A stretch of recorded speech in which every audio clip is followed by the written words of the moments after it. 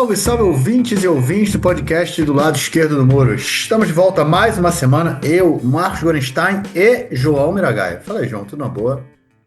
Fala, Marquinhos, tudo beleza e você aí? Tudo tranquilo, na boa. Aquela tradicional quarta-feira, 10h15 da noite, começando a gravação do nosso episódio 342. Estamos aí na semana véspera de Purim, João. Purim, carnaval da rapaziada aqui. O João vai se fantasiar nesse Purim, cara? Eu sou obrigado, né? Não tem o que fazer, porra. É mesmo, no colégio? Assim, obrigado. Ninguém botar uma arma na minha cabeça, mas, pô, me pega mal. Vai se fantasiar de quê, João? O fantasia de Sara Matriarca. Rapaz, semana que vem vocês me verem sem barba aqui, pô. Vai ter uma festa aqui na comunidade que eu moro, eu também tenho que fantasiar. Então, as duas Ai, fantasias cara. vão sair melhor se eu sair sem barba. Se eu vestir se eu me vestir de Sara Matriarca com barba, vai ficar meio Hermes e Renato, né? Tipo, aqueles. Caraca. Então, acho que Sara Matriarca. Tem é como. porque Tem, porque é. a professora, minha dupla, né, de Mechanrim, né, eu expliquei o que que é isso aqui, tem um tempo, Uhum. a gente combinou dela se fantasiar de Avraham e eu de Sarah. E eu falei pra ela ir com uma boneca de um bebê no colo e com uma faca na mão, pra fazer o sacrifício Ó, do Yitzhak, pois é. é Enfim, isso aí. já tem a Mas tu vai roupa ter. Ai, aqui. João, tu vai ter que. Tu vai ter que mandar uma foto e a gente bota ela na capa da próxima edição do podcast. O que tu acha, cara? João Beleza, de Sara a Matriarca. Pô, vamos nessa. tem concurso de fantasia, João? Não sei, cara, mas é assim, se tiver, acho que os professores não participam, né? Ah, não. Vem cá, você é o tipo um Clóvis Bornai da. Você conheceu? Sabe quem é o Clóvis Bornai? Você é da época do Clóvis Bornai ou não? Sei quem é, claro, mas não Pô, entendi pois qual é a é. referência Não, pô, comigo. fantasia, aquela coisa toda, né? Não, Concurso não, de fantasia, não, de eu não. repente é. Sei Cara, lá. eu sempre curti me fantasiar, cara. Sempre curti. Eu gosto de fantasia caseira dessa, né? Não que você compra as coisas, que você abre o armário, vê o que você tem. No máximo você compra um, dois adereços aí e vai E lá. vai. Mas Eu sabia que é. o Clóvis Bornai era judeu, não era judeu? Eu acho que ele Era? era judeu, é, acho que era. Cara, era o Cara, Or concurso, né? O deixa cara eu, ganhava todo o concurso de fantasia que tinha. é, O cara deixa eu ver aqui. ganhava. Acho que era. É, o sobrenome É, parece, né? Clóvis Mas eu acho que era Bornai. assim, cara. Polonês, se eu não me engano. Vamos ver aqui. Clóvis Bornai era judeu? Vamos procurar aqui no Google. Ó, o João tá procurando. Mas é isso, a galera já tá começando a se fantasiar, a criançada indo pro colégio já, tudo pintado. Meu filho foi pintado, meu filho foi pintado hoje de tigre pro colégio, cara. Todo cagado, volta todo sujo de maquiagem, mas tá feliz da vida, né? Criançada se amarra. Amanhã vai de pijama, e aí vai a semana inteira fazendo festa, né? Hoje foi pijama, foi hoje. Amanhã é o dia Foi dos hoje? penteados. Amanhã é o penteado. Né? O penteado pra mim era bom. Aí Pô, domingo era o dia, quarta-feira. domingo é o dia de ir como você quiser. E segunda-feira é o Purimon, né? Que é, enfim, a festa. Cara, eu não tô achando nada, nenhuma referência se ele é, mas ó, o que eu tô vendo aqui, o sobrenome dele é um sobrenome que não é exatamente típico judaico, mas poderia ser, né? E o pai dele era vendedor de joias. Isso é uma profissão muito, muito judaica É. da primeira metade do século XX. É, mas ainda não consegui achar nada que. Ah, peraí, deixa eu ver. Eu não consegui achar ainda essa informação se ele era judeu ou não. Bom, vamos Não- procurando aí, de repente a gente acha alguma coisa. É, Ó, ele é filho de parentes espanhóis e suíços, nasceu em Nova Friburgo. assim, no segundo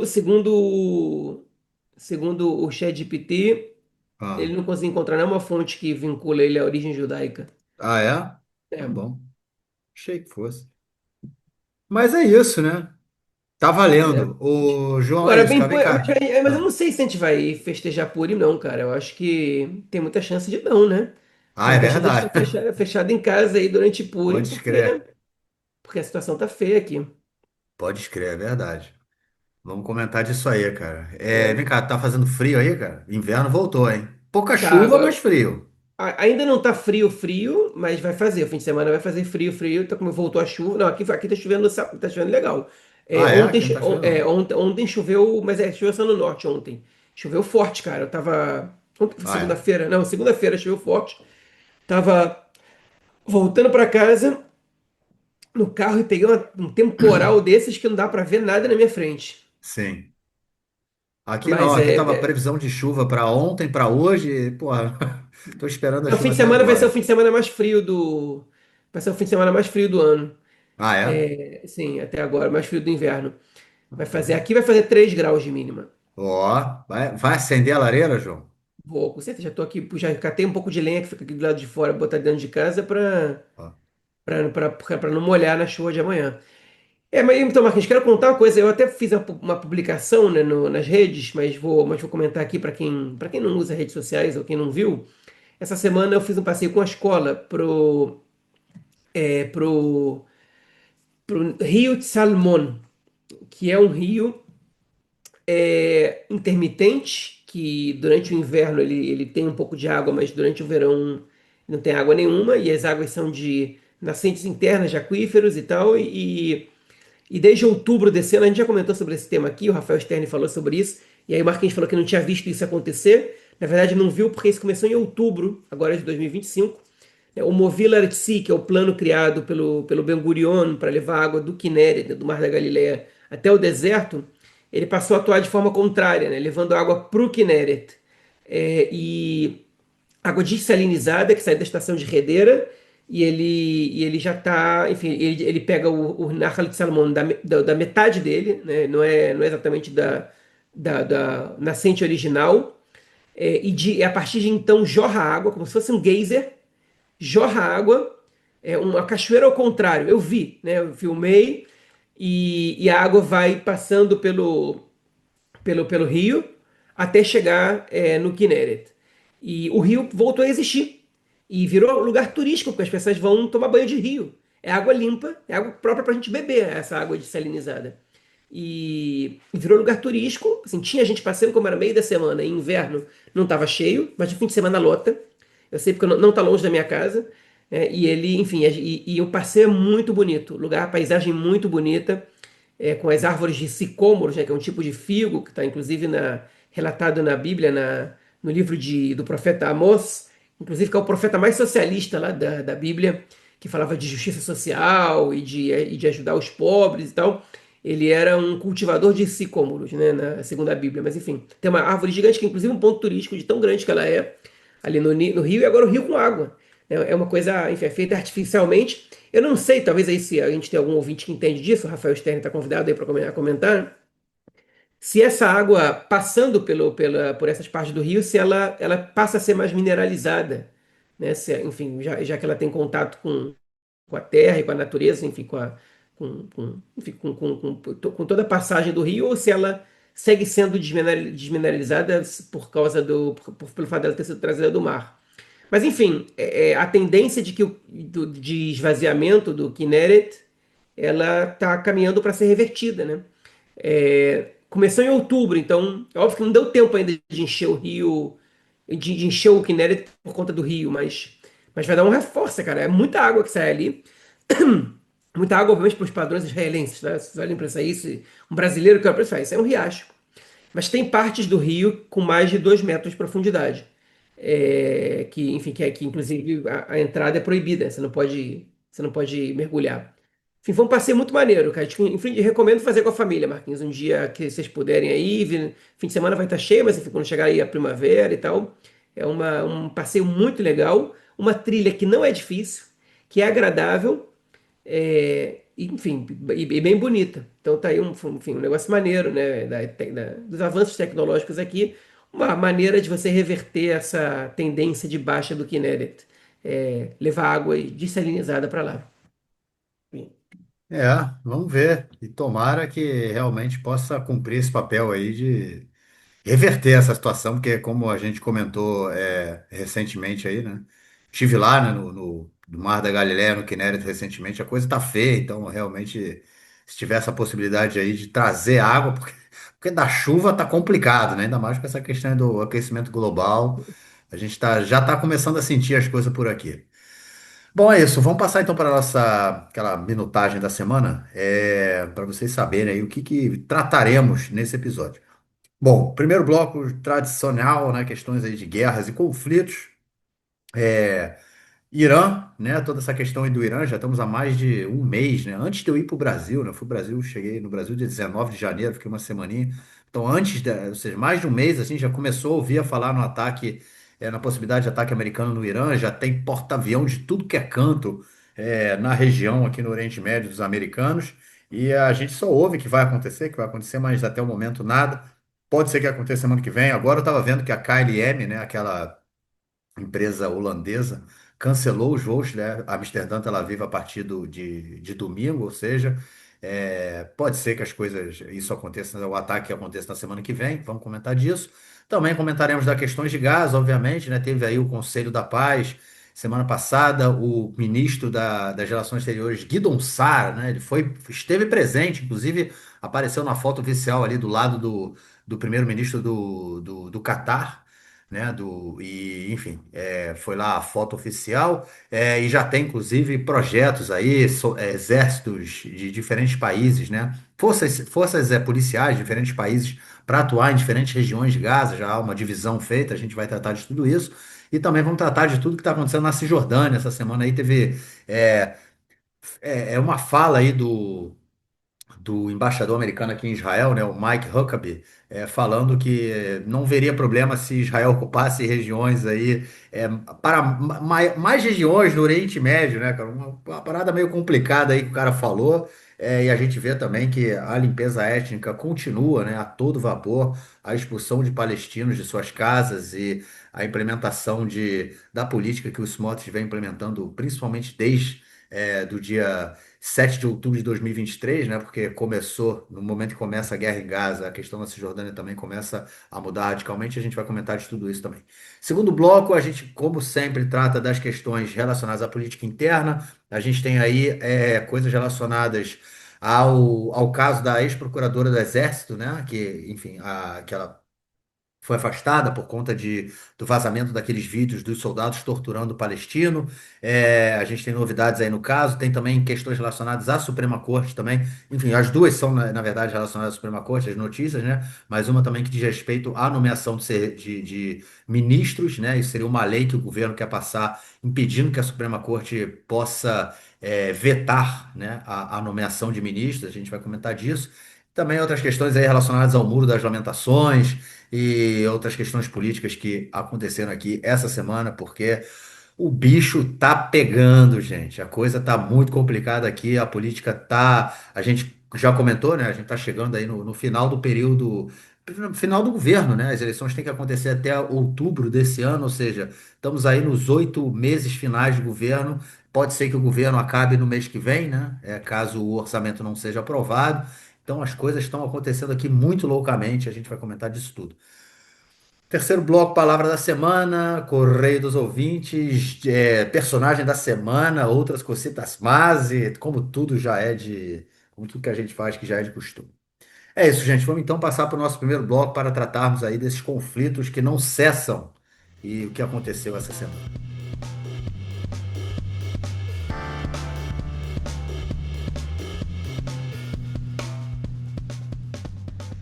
Bom, Irã, gente, Irã, é isso aí.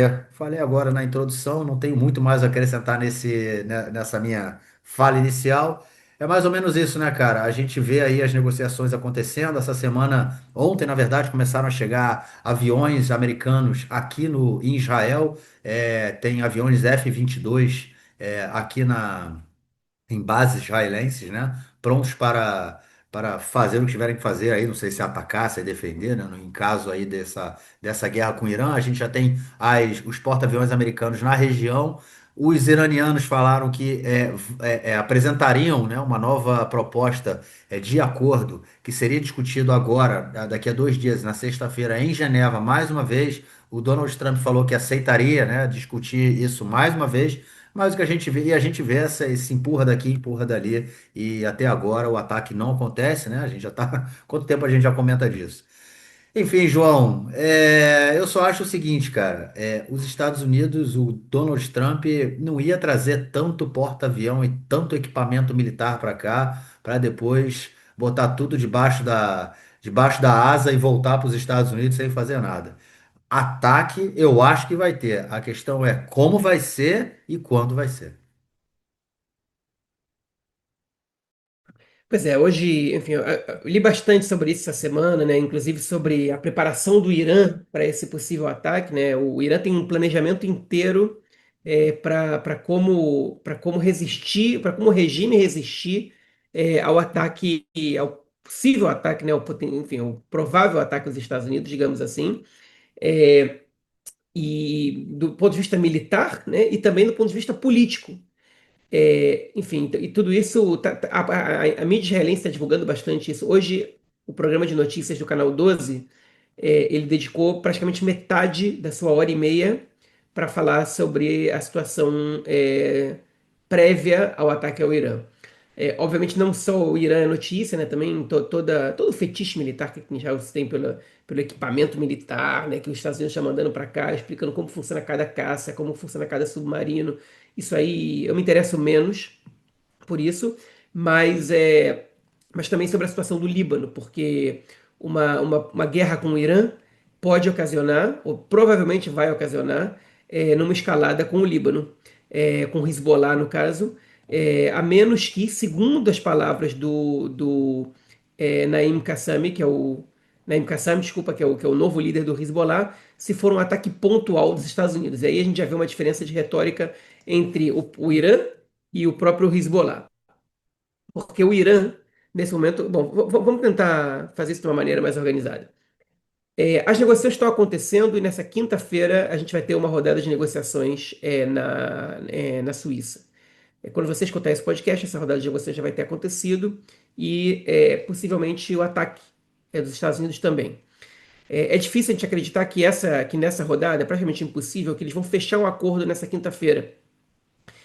Mas ele pode indicar se as negociações vão continuar ou se elas não vão continuar.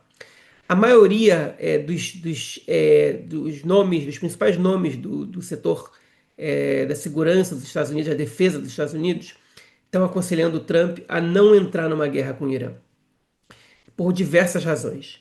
Mas a principal delas porque, além, obviamente, das questões políticas, que aí o exército não se mete muito, isso eu vou chegar lá, mas a quantidade de armamento que os Estados Unidos deveriam usar para fazer a quantidade de ataques que, que seriam necessários para alcançar algum objetivo no Irã, esgotaria com parte do arsenal dos Estados Unidos e deixaria o país exposto em um potencial conflito que possa vir a acontecer com países mais poderosos que o Irã. A notícia que eu li falava de um possível confronto com a China. Eu não acho que a gente está próximo de uma guerra dos Estados Unidos com a China, mas pode ser que se a China intervir em Taiwan, os Estados Unidos tenham que enviar defesas ou proteger suas próprias bases ali. Eles precisam de caças, eles precisam de porta-aviões, eles precisam de submarinos para interceptar mísseis, bombardeios e gastar tudo com o Irã numa causa que talvez não seja tão necessária assim, preocupa o aparato militar, né, e o exército, né, as forças armadas dos Estados Unidos. Isso foi o que saiu. O Irã certamente vai lançar mão de todo o seu arsenal militar caso os Estados Unidos enfim, ataquem o país. O Trump chegou a comentar num pequeno ataque para forçar o Irã a ser mais flexível na mesa de negociações. Mas o regime iraniano diz que não existe um ataque pequeno. Qualquer ataque sofrido por eles vai ser encarado como uma agressão severa e vai ser respondida dessa maneira. E a gente pode entender o porquê. O Irã ele sofreu dois ataques dos Estados Unidos, os quais eles quase não responderam, que foi o assassinato do Qasem Soleimani, o general da Guarda Revolucionária, em 2018, se não me engano, ou 2019. 2019, eu acho que esse podcast já existia quando isso aconteceu. Então foi 19 ou 20. Que já no primeiro mandato do Trump, e os dos Estados Unidos aos reatores nucleares iranianos no contexto da Guerra dos 12 Dias, né, do Irã com Israel. E a reação iraniana aos ataques dos Estados Unidos foram reações muito tímidas. E no Irã, isso é entendido como uma forma de humilhação do regime aos ataques dos Estados Unidos. Eles não estão dispostos a fazer uma terceira humilhação. Ou seja, mais um ataque que não será respondido à altura. A demonstração de força é muito importante, sobretudo no momento que o regime é tão questionado. Essa semana as manifestações voltaram a acontecer em grande número. Eu não vou comentar sobre o número de mortos, porque eles estão cada vez mais discrepantes, né? O Trump falou em 32 mil mortos, pelo menos, mas tem fontes que falam em 3 mil, em 5 mil. A gente não tem como saber com exatidão quantos mortos, quantas pessoas foram mortas pelo regime nas manifestações. A gente sabe que não foram poucas, que está na casa dos milhares. Quantos milhares é a grande questão. Mas o regime não pode se dar o luxo de uma reação fraca, de uma reação não à altura ou ainda mais forte. Exatamente por isso que Israel é um alvo do Irã, porque Israel é um alvo mais vulnerável do que as bases militares dos Estados Unidos na região. Um ataque contra Israel é notícia, um ataque contra Israel tem muito mais chance de deixar mortos. Então, o ataque a Israel seria uma ferramenta, pelo menos de propaganda interna, da força do regime mais potente do que seria um ataque contra as bases militares dos Estados Unidos, que tem muito menos chance de ter êxito e de causar danos. É, Se antes a gente poderia dizer que Israel não participaria desse ataque, pelo menos de antemão, hoje é impossível dizer isso, porque os aviões, boa parte dos caças, a maior parte dos caças que estão chegando na região, eles estão chegando aqui em Israel. E num eventual ataque dos Estados Unidos, eles vão sair daqui. Justamente, né, o argumento dado pelo jornalista Nir Dvori do Canal 12 é que Israel já tem uma prática de ataque do Irã saindo daqui, e isso facilita a estratégia dos Estados Unidos repetindo as mesmas estratégias acertadas de Israel que funcionaram para os ataques. Eu leio isso de outra maneira. Eu leio isso como o seguinte: os Estados Unidos não querem realizar ataques saindo de bases militares dos países árabes da região, aliados, para que esses países não sejam alvo do Irã. E uma vez que Israel já vai ser alvo de qualquer maneira, é melhor eles não comprometerem suas relações com países como a Arábia Saudita, o Catar, o Bahrein, a Jordânia e outros países que têm bases militares no seu solo, né? Então, no caso, Israel não tem bases militares dos Estados Unidos, eles estão usando as bases da Força Aérea Israelense, mas já que Israel vai ser alvo de qualquer jeito, então que os aviões saiam daqui.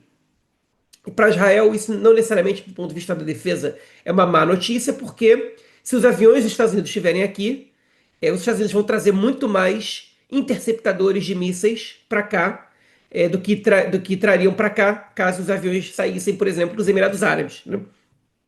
Ou do Catar. Eles vão ter que colocar muito mais defesas ali. Então é uma situação que, do ponto de vista militar, aparentemente ela é positiva para Israel. Por outro lado, Israel não vai ter nem pretexto para dizer que não tem nada a ver com isso. A gente está sendo atacado de maneira gratuita. Já não tinha muito, porque o Netanyahu é o principal incentivador desse ataque nesse momento. Entre todos os líderes mundiais, ele é o único que está incentivando o Trump a atacar o Irã nesse momento. Todos os outros estão dizendo não, inclusive países que têm relações conturbadas ou hostis com o Irã, né? Eles não querem a instabilidade, eles não querem esse ataque. E, inclusive, entre os aliados de Israel, isso é importante que a gente diga, eles não têm interesse na queda do regime do Irã. Porque o Irã, bem ou mal, estabiliza, equilibra as forças com Israel na região. É óbvio, Israel militarmente é mais forte, né? É verdade, mas o Irã, o fato do Irã representar uma ameaça para Israel e sustentar os seus proxies que atacam Israel, faz com que Israel seja limitado, tenha a sua influência na região e essa perspectiva de ataque a qualquer lugar na região limitados, e também faz com que Israel esteja o tempo todo se preparando para possíveis ataques que venha a sofrer, e por isso não pode expandir sua influência na região. E esses países, como o Egito, como os Emirados Árabes, eles não acham de todo ruim, pelo contrário, eles veem vantagem no fato do Irã fazer frente a Israel. Caso o Irã caia, caso o regime do Irã caia, ninguém pode desempenhar essa função, porque o país que tem mais condições de representar, de rivalizar com Israel na região, é a Turquia, mas a Turquia é membro da OTAN.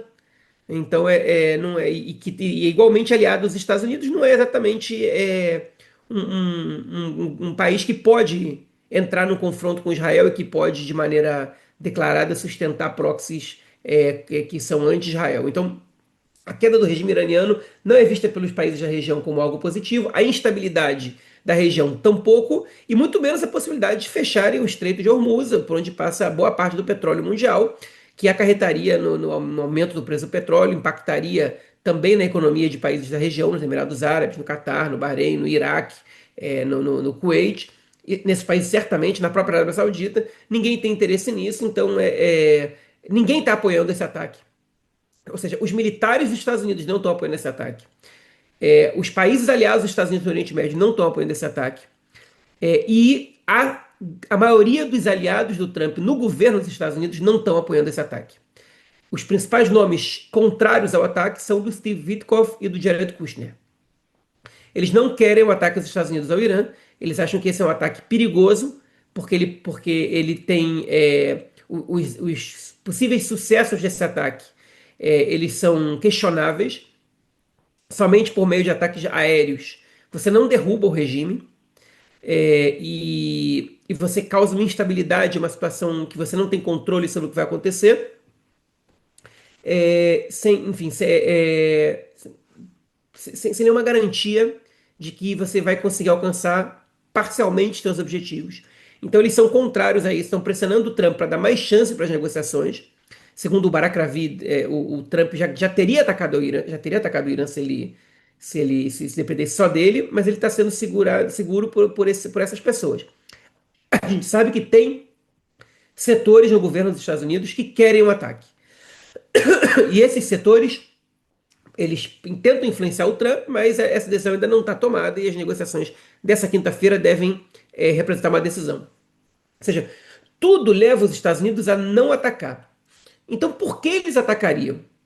Eles atacariam porque o Trump subiu numa árvore e ele não tem como descer sem quebrar os galhos, né? Ou seja, ele condicionou o Irã a fazer concessões que o regime iraniano não está disposto a fazer, num espaço de tempo que não é adequado, que não combina com o que o regime do Irã está disposto a lidar. Eles, em geral, precisam de mais tempo, enrolam, e as negociações são longas, e o Trump não tem paciência para isso. E fez exigências muito grandes, que é muito difícil ele anunciar um sucesso nesses acordos se a distância entre a exigência dele e o que o Irã está disposto a dar é tão grande. Eu acho que o Trump está tentando buscar uma saída nesse discurso enorme que ele fez, um discurso à nação que ele fez nessa quarta-feira. Ele disse que, na terça-feira, na verdade, na terça-feira à noite, né, que ele disse que ele quer escutar essas palavras do regime iraniano. Nós jamais vamos ter armas nucleares. Agora, por que eu acho que isso é uma tentativa de sair dessa armadilha que ele colocou sobre si mesmo? O ministro das Relações Exteriores do Irã disse, um dia antes do discurso do Trump, essa mesma frase, exatamente com essas palavras, em inglês. Vocês podem procurar no Google, ele disse exatamente essa frase. O Irã jamais pretendeu e pretende ter armas nucleares.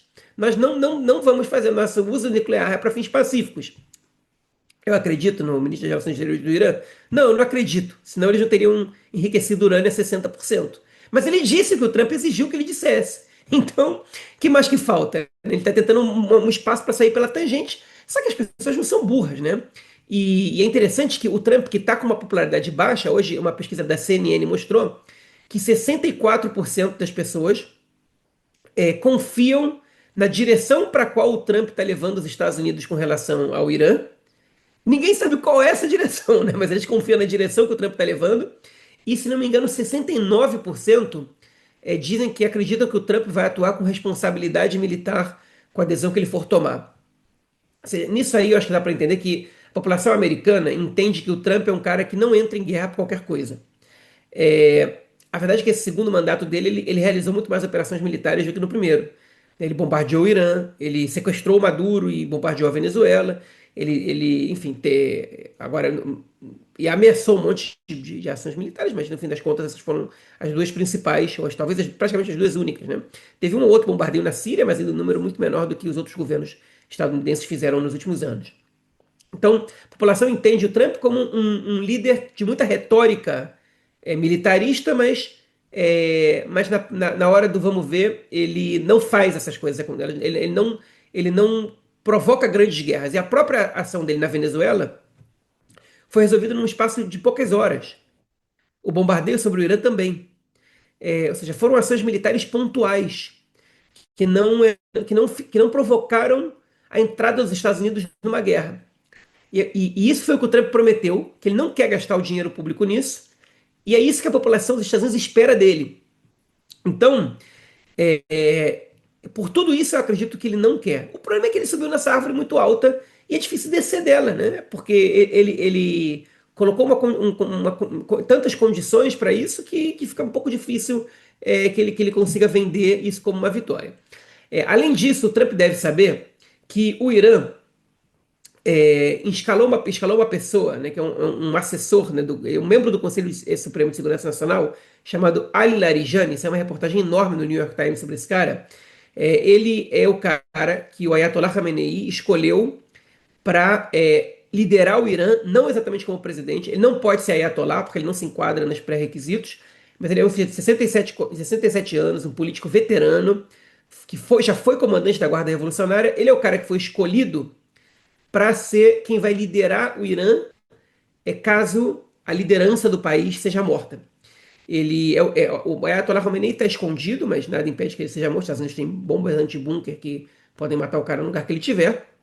Então, caso isso aconteça, ele tem todo um plano. Ele já tem um plano de barricadas pronto para evitar manifestações no Irã durante a guerra e depois da guerra, para reprimir manifestações e para o país entrar em estado de sítio de maneira que eles possam controlar isso. É, ele tem tudo isso já orquestrado para garantir que o regime não vai cair. Esse é um cara de pensamento estratégico com uma importância política maior do que o próprio presidente do Irã. Tudo isso, se o New York Times sabe disso, a inteligência dos Estados Unidos também sabe. Eles sabem como o Irã está se preparando para esse possível ataque. A gente não sabe o nível de armamento que o Irã tem, a gente sabe que o Irã tem muitos, muitos, muitos drones. A gente sabe que o arsenal deles de mísseis balísticos já foi renovado. É, a gente sabe que houve já obras nos reatores nucleares, imagens de satélite mostram já que há obras nessas regiões, a gente não sabe até que ponto elas foram feitas. Muito, muito dificilmente o Irã deu alguma sequência ao seu projeto nuclear, ou seja, é difícil a possibilidade que o Irã já tenha armas nucleares, ela não é levada em consideração nesse momento. Eu não vi nenhum especialista levantar essa hipótese, ou seja, se isso realmente for uma questão, eu acho que os Estados Unidos dificilmente entrariam nesse confronto, porque o regime do Irã prestes a cair pode bombardear Israel com o que eles tiverem nas mãos, e se eles tiverem isso, eu acho que se essa informação tiver chegado nas inteligências dos dois países, eu acho que eles estariam muito mais hesitantes com relação a esse ataque. Enfim, mas o ataque parece estar prestes a acontecer. Engraçado que eu estou falando tudo isso e vocês vão escutar esse episódio a partir de sexta-feira, e pode ser que a gente já esteja depois desse ataque. Mas enfim, a gente vai estar numa live falando sobre o que já aconteceu em vez do que pode acontecer que a gente está fazendo agora. Mas enfim, a gente tem que reportar essas notícias que a gente escuta aqui e fazer uma análise breve sobre isso. O que eu acho que vai acontecer? Eu não faço a menor ideia. Eu não faço a menor ideia, mas é interessante que o ataque ao Irã ele aconteça justamente, né? A gente está falando sobre isso justamente simultaneamente à comemoração da festa de Purim, que relembra um episódio na história judaica, um episódio bíblico, né? Não é exatamente historicamente comprovado, ainda que alguns personagens da história de Purim tenham existido, por exemplo, Ahasverosh, que é o rei, né? Que é o rei, né? Ahasvero, acho que chama em português. Ele foi um rei que realmente existiu na Pérsia, né? A história de Purim se passa na Pérsia Antiga, pós-decreto, pós-édito de Ciro, que permite que os judeus pudessem regressar à terra de Israel, mas parte da comunidade judaica ficou na Babilônia e se expandiu até chegar na própria Pérsia. A comunidade judaica iraniana ela tem mais de 2.500 anos, e ali houve uma tentativa de extermínio da população judaica, segundo a história de Purim, que foi evitada por conta de uma ligação política feita entre um tio e a sobrinha que era casada com o rei, né? E também pela permissão de autodefesa dos judeus persas contra o ataque desses grupos que queriam exterminá-los. A gente está falando da mesma região e de um possível confronto contra os que seriam descendentes daquele mesmo povo. Agora, vale a pena dizer, a coexistência judaica na Pérsia ela é uma coexistência com o povo persa historicamente positiva ou neutra, né? A gente teve, obviamente, alguns eventos, teve uns pogroms durante a história, não tem nenhum lugar que não teve praticamente, onde os judeus tenham vivido mais de 200 anos. Mas se não tivesse sido uma convivência positiva, os judeus não teriam permanecido lá por 2.500 anos sem ter sido expulsos nenhuma só vez. Então, enfim, e hoje a gente está em vias de um confronto entre um regime, né, e a ideia de sionista gerida também por esse governo da extrema-direita sionista, né? Então, enfim, vale a pena só a gente fazer esses paralelos e essas coincidências, né? Mas se vocês acham que eu vou dizer o que vai acontecer, eu não faço a menor ideia do que vai acontecer. Eu torço para que as pessoas tenham um mínimo de bom senso e não provoquem outra guerra nesse momento. Ah, mas o Irã é perigoso, blá blá blá. Enfim, a gente não tem um histórico muito positivo de intervenções militares no Oriente Médio que resolvam as situações. Eu não acho que nesse caso ela também resolveria. E eu também não acho enfim, que outro povo que não o povo iraniano seja quem deva derrubar o seu regime, né? E eles estão a caminho, eles estão em processo. Quanto tempo vai demorar, eu não sei, mas eles estão em processo. E eu acho que o apoio deve existir, mas um bombardeio externo com esse fim, ele não costuma funcionar, né? Então, eu acho que eu prefiro que a gente fique na paz aqui, na paz, ou pelo menos na trégua, e não, enfim, que a gente não volte outra vez a uma série de bombardeios e guerra e voltar para o quarto protegido. Eu não aguento mais isso. Eu tô aqui em negação.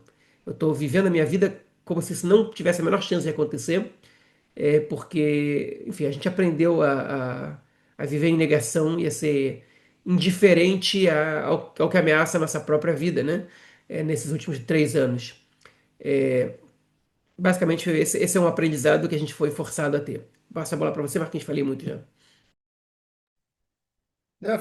Falou o que tinha que falar, pô. Eu acho que, enfim, só avaliando um pouquinho, né, tudo que está acontecendo, eu acho que é exatamente isso, né? Você falou aí da questão da árvore, né? Do Trump ter subido na árvore, e é isso, né? Foi o que eu fiz lá falei na introdução, né? O cara trouxe tanta coisa para cá, tem tanto. Imagina o gasto que esses caras não tiveram para trazer tanto equipamento militar para cá, avião, submarino e porta-avião, que não é só o porta-avião, né? Vem uma esquadra inteira. E, cara, a grana, cara, e o cara vai chegar aqui e vai, não, agora vamos embora, beleza. Não vai rolar de ir embora, até porque, como a gente sabe, os iranianos não vão aceitar, né?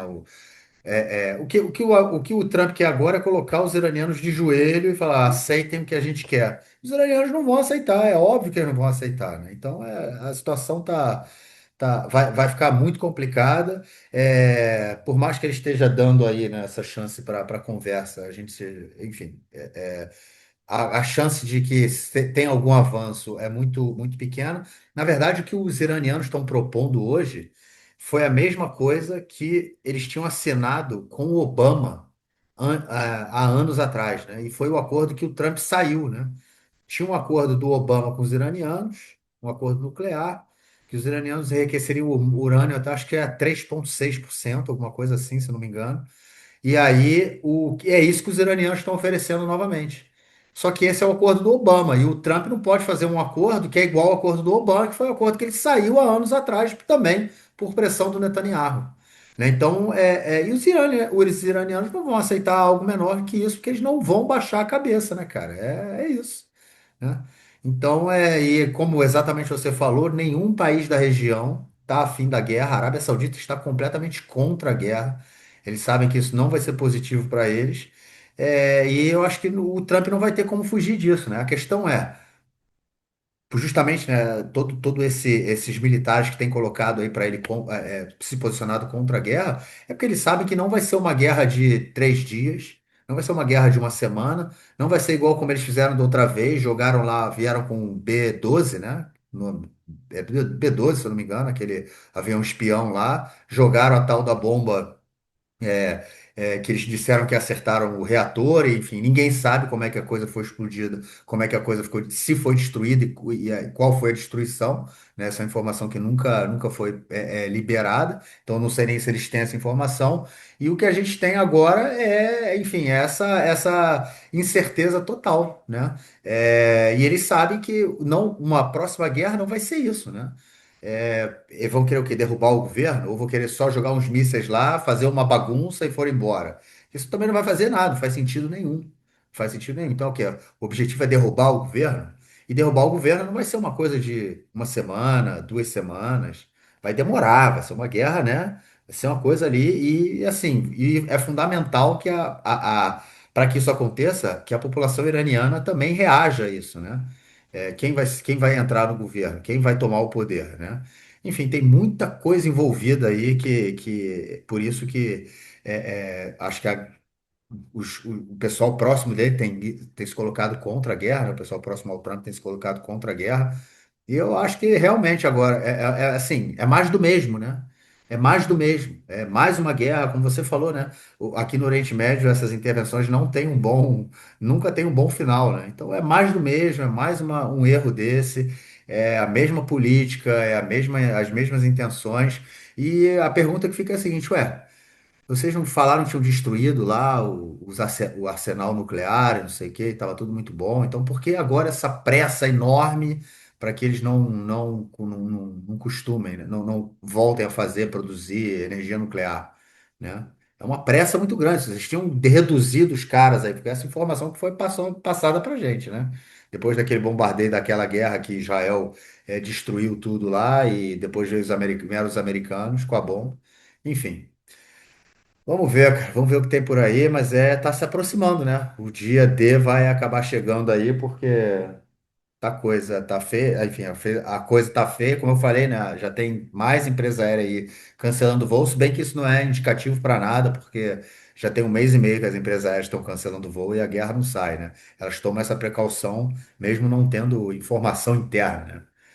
Mas é isso, vamos ver aí qual vai ser dessa rodada, se ela vai acabar amanhã, se ela avança para sexta e se avança, ou se a gente já já vai ter sirene tocando em tudo que é canto. Bom, é isso, João. Vamos para a próxima então, cara. Vamos passar para Gaza. Gaza, nessa semana passada, a gente viu acontecer aí, né, a reunião do Conselho da Paz. Todos os integrantes foram lá, conversaram. Obviamente, o Trump fez aqueles discursos onde ele enche a bola dele mesmo, né, cara? E foram lá, tiraram a foto final, como eu falei, né, o Guidon Saf ficou ao lado lá do Qatari. E uma coisa bem, né, um tanto quanto que a gente não podia imaginar, né? Afinal de contas, eles falam tanto que o Catar é um país inimigo, né? Um país hostil, na verdade, né? E aí eles estão lá de sorrisos e abraços e fotografias. Guidon Sara estava presente e agora também foi apresentada que um plano para a entrada de forças militares, né? Forças policiais, para fazer o controle da região de Gaza. Ô, João, Gaza será dividida por esse plano aí em 5 partes, em 5 países que mandarão forças para ocupar ali toda a região. E aí, cara, tem eficácia nisso aí? Será que sai do papel? Na verdade, 5 partes divididas por países, né? Cada país governaria uma região de Gaza, uma divisão totalmente artificial que não faz exatamente jus com o que representa o território geográfico da faixa de Gaza de fato, né? O norte seria com soldados do Kosovo, ou aí o segundo lugar no norte seria do Cazaquistão, no meio da Albânia, aí um pouco mais embaixo do Marrocos e no fim da Indonésia. Olha, com todo respeito a esses países, tá? Mas são realmente essas forças militares que vão garantir a segurança em Gaza, que vão garantir que o Hamas não tome o poder, né? Em soldados do Kosovo, realmente essa é a alternativa que tem. O Kosovo governaria a região norte de Gaza, que é onde está a cidade de Gaza, né? A cidade de Gaza, na verdade, está entre a parte do Kosovo e a parte do Cazaquistão. Mas esses são os países que, com as forças militares que realmente vão garantir que Gaza vai. Enfim, Kosovo é um país que tem. Um país que não é reconhecido por um monte de outros países, né? Para começar por isso. E tem uma população que é menor que a de Gaza. E tem uma área que é metade da área de Israel. Realmente você vai entregar para esse país o controle do norte de Gaza. O Cazaquistão é o segundo país, né? O Cazaquistão é um país grande, né? Com mais de quase 3 milhões de quilômetros quadrados, mas o exército do Cazaquistão é realmente um exército que vai se meter, que vai querer cuidar da região da faixa de Gaza, que vai querer, enfim, de alguma maneira se meter nessa encrenca aí. que tem condições de lidar com isso, cara, isso parece uma loucura, né? Essas decisões tomadas dessa maneira. Tipo, que esses sejam os países. Como isso não é oficial, eu prefiro ignorar. O que a gente sabe do Conselho de Paz de Gaza é que o Trump anunciou que já foram arrecadados mais de 7 bilhões de dólares e que os Estados Unidos vão doar outros 7. E cada país que está aqui é membro se comprometeu a doar 1 bilhão, mas vários já disseram que vão doar entre 3 e 5. E parte do dinheiro já está nas mãos do Trump para poder trabalhar na reconstrução. O Qatar botou uma grana, por exemplo. Enfim, tá tudo engatinhando. Nessa semana, o Mladvenov, o gestor, né, o cara da gestão ali interna, o búlgaro que tá à frente disso tudo, ele anunciou que já estão recrutando policiais para Gaza e que estão sendo mandados para fazer capacitações no Egito. O projeto está engatinhando, mas ainda assim ainda falta. O plano não está claro, né? Como tudo que o Trump faz, nada está muito claro. Então a gente não tem mais muito o que comentar sobre Gaza. Pelo menos a gente não teve nenhuma notícia de bombardeio israelense essa semana lá, né? De rompimento do cessar-fogo, nem de ataque contra soldados. Então a gente está nesse limbo de sempre. E saiu uma notícia no Aretz bem triste sobre como está sendo o Ramadã lá. Que, por um lado, é muito triste, porque os caras estão numa pobreza tremenda. Por outro lado, eles estão felizes que esse é o primeiro Ramadã em 3 anos, que eles sabem que vão que vão terminar o dia, né? Que vão estar vivos ao fim do dia. Enfim, tem seu lado positivo também. Eu só fico imaginando o seguinte, cara, os caras do Hamas, cara, pensando assim, pô, vamos botar aqui os soldados do Kosovo, cara. Vamos botar aqui os soldados de não sei aonde, cara. Como é que é? Cazaquistão. Pô, os caras vão pensar, meu irmão, o que que esses caras conhecem de guerra? Os caras do Hamas vão simplesmente não vão nem tomar conhecimento da existência desses. Albânia também, tem a Albânia Porra, também, né? Porque cara. o Marrocos é até poderoso perto desses países. Cara, que loucura, meu irmão. Que loucura, cara. Agora, mostra também uma total não falta de vontade, né, de países de outros países mais, vamos dizer assim, de potências no caso, né, de participarem disso aí, né? Eles estão jogando a galera fraca lá, né, meu? Quem não tem poder vai lá, né? Tá jogando para, cara, qual vai ser o papel dessa galera em Gaza, cara? Na hora que começar, um soldado deles morto, dois soldados mortos, sei lá, começa aí confusão. Os caras vão começar a falar assim, meu irmão, o que que eu tô fazendo aqui, cara? Podia estar lá na minha casa em Kosovo com a minha família, sei lá, com meus filhos, não sei o quê. O que que eu tô fazendo aqui em Gaza, meu irmão? O cara vai embora, cara. A chance disso dar errado, cara. E é isso, é mais uma intervenção no Oriente Médio, né? Na verdade, assim, é mais uma intervenção dividida em 5 países, cara. E essa comissão da paz, que são quantos até agora? 22, se eu não me engano. Porra, cara, isso é uma piada, cara. Não vai sair de. Isso assim, esse é o ponto positivo, né, para o governo israelense nesse caso, né? Porque assim, quanto mais enrolado for, melhor para o governo, porque nada avança, né, de forma concreta, e o Netanyahu pode conseguir aí empurrar esse imbróglio aí para frente, né? Tipo, passar por um período eleitoral sem que alguma coisa esteja acontecendo na faixa de Gaza, nesse limbo aí que a faixa de Gaza se encontra até agora, é nesse momento, né? Então pode ser um ponto positivo para ele. Enfim, e aí eu já vou emendar na próxima notícia, então, cara, que enfim, tem obviamente relação. A gente vê aí a Cisjordânia, tudo que vem acontecendo na Cisjordânia, a coisa vem ficando cada vez mais grave. É, a gente viu essa semana também o aumento, na verdade, assim, desde a semana passada, a organização do governo e dos Smotrich para a construção de novos assentamentos na Cisjordânia, numa região chamada E1. A gente já comentou dessa região em outros momentos, né? Que fica ali na região de Jerusalém Oriental, que ela são tem duas regiões, na verdade, tem E1 e E2, né?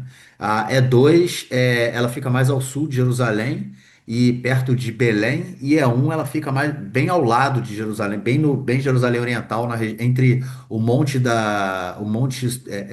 Copos, né, onde fica a universidade, e Ramala, né? Então uma região grande ali que caso sejam construídos assentamentos, colônias israelenses ali, você praticamente impede a construção de um Estado palestino contínuo que ligue Jerusalém Oriental a esse Estado, né? Você vai acabar, assim, impedindo a ligação de Jerusalém Oriental, que é a parte palestina de Jerusalém, com o resto da Cisjordânia, né? E a outra parte mais ao sul, em Belém, o E2, caso ela seja construída, caso sejam construídos assentamentos nessa região, você impede também a relação de Belém, né, com Jerusalém, que são 5, 10 quilômetros de distância, não mais que isso.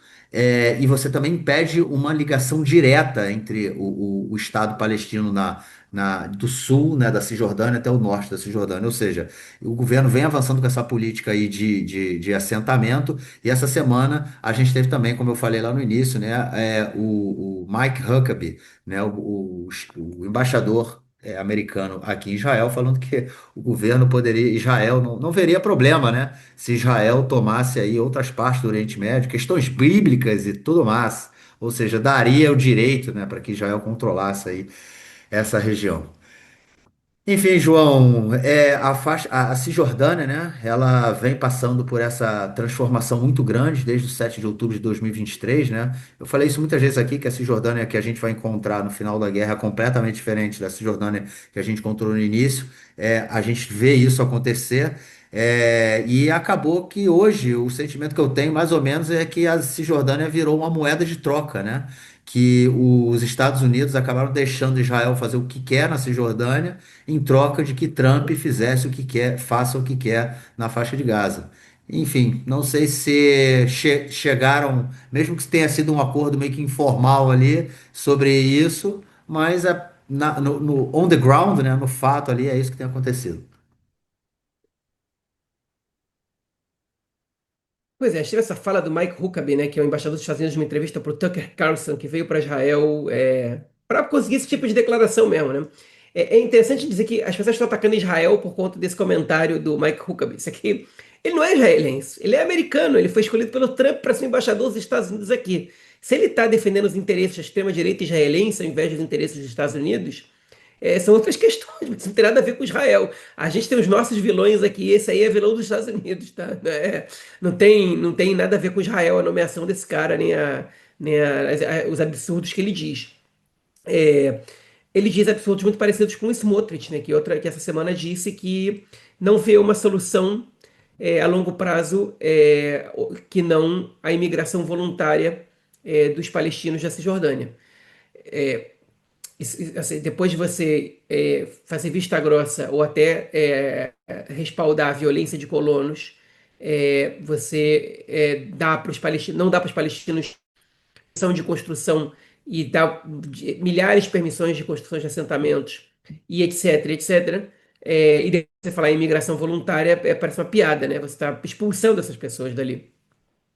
E a extrema-direita israelense, ela está normalizada e esse tipo de discurso ele é normalizado pela sociedade e pela mídia.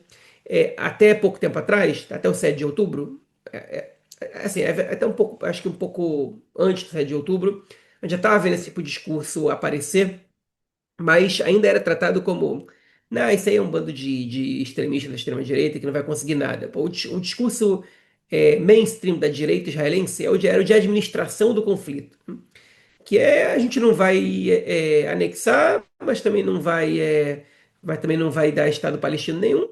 Vamos construir assentamentos aqui e ali, fortalecer os que estão mais próximos da fronteira e manter a situação como ela está, que é o melhor que a gente pode conseguir, né? Que dizer um cara, inclusive, da extrema-direita, mas da extrema-direita secular, né? Que é o Ariel Eldad, ele dizia que o conflito era como uma diabetes, né? Que é uma doença que você não tem cura, mas que se você se cuidar bem, você pode viver uma vida longa e com qualidade, sabendo que você vai ter alguns problemas e algumas restrições. Ele diz que a relação de Israel com os árabes é a mesma coisa, que você não tem cura, não tem como resolver isso, e você tem que eliminar possíveis danos maiores.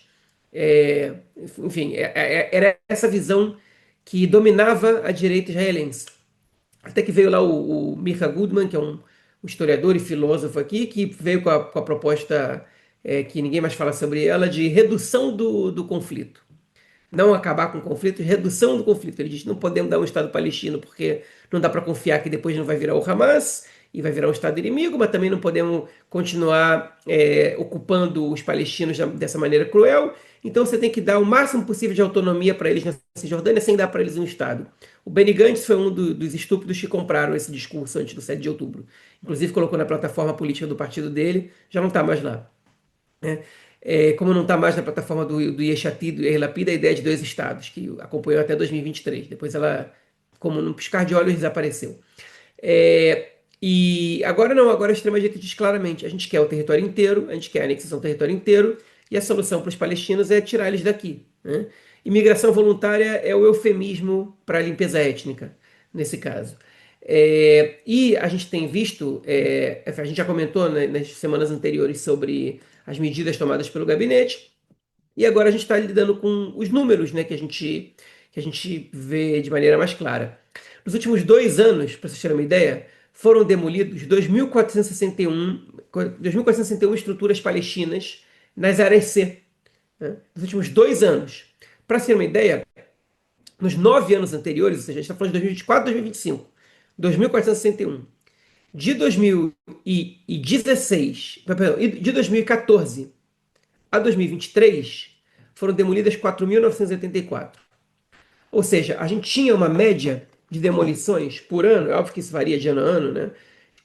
De 415 demolições de casas palestinas ilegais, né? Enfim, que eram consideradas ilegais por ano. Agora, a gente tem 1.230. Um aumento. O número triplicou, praticamente, o número por ano. Ele triplicou, é 3 vezes mais. É, quase 3 vezes mais. 3.500 pessoas perderam suas casas nos últimos 2 anos por conta dessas demolições. É, mais números problemáticos a gente pode dar também para vocês, né? Enquanto Israel deu entre 2009 e 2020 só 66 licenças de construção para palestinos em território C, em área C, Israel deu 22 mil autorizações para construções de assentamentos israelenses. A jornada burocrática, tudo isso é muito complicado para se construir uma unidade habitacional palestina nas áreas C, que são 61% dos territórios da Cisjordânia, enquanto para os assentamentos é muito mais simples, né? Ou seja, 22 mil contra 66, né? E aí, se você considerar essas demolições, a gente comentou aí nos últimos 11 anos, de mais de 7 mil, você vê, 66 construções, mais de 7 mil demolições, dá para a gente entender qual é o projeto, né, que foi colocado em prática, né, nos últimos 15 anos por aí. Então a situação na Cisjordânia ela é uma situação que está normalizada, a limpeza étnica, praticamente. Quando não é o governo que faz, são os colonos fundamentalistas, radicais ou terroristas, como vocês quiserem chamar, tudo isso se encaixa bem, que fazem ali. Eles trabalham em conjunto, a gente pode dizer isso claramente. E eu não me canso de repetir, mas eu vou dizer isso aqui de novo. Eu comentei isso num programa que eu gravei com a Leila Steinberg essa semana, que a autoridade palestina ela foi descrita não por mim, não pelo Marquinhos, não pelo Shalom Marshaf, pelo País Agora, não pelos movimentos de direitos humanos, mas pelo exército israelense no seu último relatório publicado em janeiro desse ano, como o principal elemento para redução de atentados vindos da Cisjordânia, que a redução ela foi em 78% maior do que no ano anterior. Os atentados evitados foram 78% maiores do que no ano anterior. E isso, segundo o exército israelense, graças à cooperação militar da autoridade palestina. A extrema-direita não se cansa de repetir e convence muita gente aqui de que a autoridade palestina é inimigo igual ao Hamas, de que eles pagam famílias de terroristas, de que eles educam contra Israel e por isso eles são a mesma coisa que o Hamas. Eles não são a mesma coisa que o Hamas. É verdade que eles pagam, eles chamam de Shahid, né? Que eles pagam as famílias de pessoas que fizeram atentados terroristas aqui. Eles sustentam essas famílias, parcialmente porque Israel demole suas casas também, né? Então eles vão fazer o quê? Vão deixar essas pessoas na rua? Ah, de alguma maneira é apoiar? De alguma maneira Essas pessoas são os mártires palestinos, pro bem ou pro mal. Eu não preciso concordar com isso para entender que assim funciona na sociedade deles. Como aqui em Israel, a gente teve essa semana um evento com a presença de diversos ministros e deputados, com os indiciados por violentar lá o preso palestino da Força 100, aquele caso que as pessoas, inclusive, estupraram, né, violentaram sexualmente, digamos assim, o preso palestino, e foram tratados como heróis. Né? Então, lamentavelmente, tá bom, aqui são setores de governo, lá é o governo. Já não tem mais tanta diferença. O que eles educam contra Israel, olha, a gente também. A gente também, eu falo isso como quem educa, tá? Não tem um mapa do Ministério da Educação de Israel que se refira aos palestinos como um povo que divida o território de alguma maneira. Ah, porque eles dizem que Israel não existe. Aqui a gente também diz que os palestinos não existem, né? Que a Palestina não existe, que os territórios não são ocupados. Então, eu gosto da autoridade palestina, eles são meus amigos, eles não são meus amigos. Eu não gostaria de viver num país chefiado pela autoridade palestina, que é corrupta, bastante corrupta, que oprime a oposição, seja do Hamas, seja de outros grupos, que persegue opositores, que é totalmente ineficiente, que não consegue, que não dá para essa população o mínimo de cidadania do que eles podem fazer, óbvio que eles têm essa vida dificultada por Israel, mas o que está ao seu alcance eles também não fazem de maneira positiva. Eles, durante uma época relevante, eles receberam bastante dinheiro da comunidade internacional para desenvolver a sociedade palestina em uma série de aspectos, e a gente sabe que boa parte desse dinheiro foi desviado para enriquecer os bolsos de algumas pessoas específicas da autoridade palestina. Eu não estou defendendo eles como modelo nem como paladinos da justiça, não. Só que a autoridade palestina é o melhor que tem para Israel. Eu acho que para os palestinos eles também são preferíveis do que o Hamas. Para Israel não tem discussão sobre isso. E o que o governo israelense faz nesse momento é, mostrar para a população palestina que cooperar com Israel não traz nada de positivo para eles. Porque o que eles estão recebendo em troca é repressão, é limpeza étnica, é congelamento de impostos, é crise econômica, é proibição de acessar a mesquita de Al-Aqsa durante o mês de Ramadã, é tudo isso. Então, o governo israelense atua contra a segurança do país. É isso que a gente pode dizer nesse caso. Atua contra a segurança do país, no caso do Ben-Gvir, quando não reprime a violência na sociedade árabe israelense, e atua contra a segurança do país quando você estrategicamente decide dar na cabeça da autoridade palestina que coopera com Israel do ponto de vista da inteligência. E se eles deixarem essa cooperação, a gente vai ter mais atentados, vão morrer mais cidadãos israelenses, e a gente vai ter menos segurança aqui. Mas é isso que o Smotrich quer, porque ele quer pretexto para invadir a Cisjordânia e anexar a Cisjordânia, como foi feito em Gaza. Né? Em Gaza não foi anexado ainda, mas na Cisjordânia, como tem colônias, eles têm mais pretextos para pedir, para tentar uma anexação. Como ela ainda não aconteceu, eu não sei, porque o Trump em nenhum momento mostrou qualquer objeção a essa anexação de maneira retórica, mas no acordo de Gaza ele garantiu que Israel não vai anexar nada, nem de Gaza nem da Cisjordânia, nesse plano de paz. É, ele garantiu, o plano de paz garantiu, na verdade, foi a maneira que ele teve de trazer aliados árabes para esse projeto. Mas, na prática, Israel continua construindo assentamentos e o Trump não emitiu, não fez um comentário sobre a violação aos acordos de Oslo do governo israelense. Então, se o governo não tivesse prestes a se encerrar, né, e a gente não tivesse prestes a ter se a gente não tivesse as vésperas de eleições praticamente, eu tenho certeza, certeza é muito difícil, mas eu tenho muita convicção de que o E1 que o Marquinhos acabou de citar já estaria sendo construído há muito tempo. É isso. Cisjordânia é completamente diferente do que a gente viu aí no início, no 7 de outubro.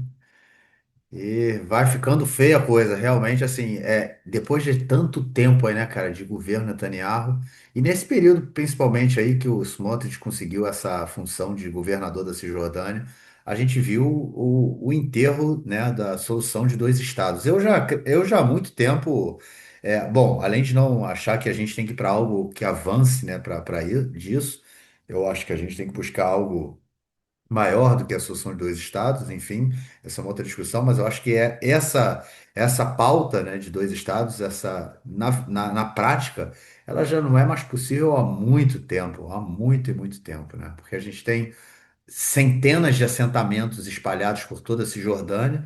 Eu nunca consegui ver nenhuma liderança israelense capaz de forte o suficiente de falar, ó, a gente vai retirar aí, porra, um cacetão de assentamento isolado no meio da Cisjordânia, que não tem nada o que fazer ali, numa forma de negociar, né, para a construção de outro Estado, do Estado palestino. Não tinha nenhuma liderança capaz de fazer isso, eu não via, né, nenhuma liderança, e agora, depois do 7 de outubro, é que isso foi por água abaixo mesmo. Enfim, vamos ver. É isso. Vamos então para o nosso próximo bloco, para tratarmos de questões da política interna esta semana.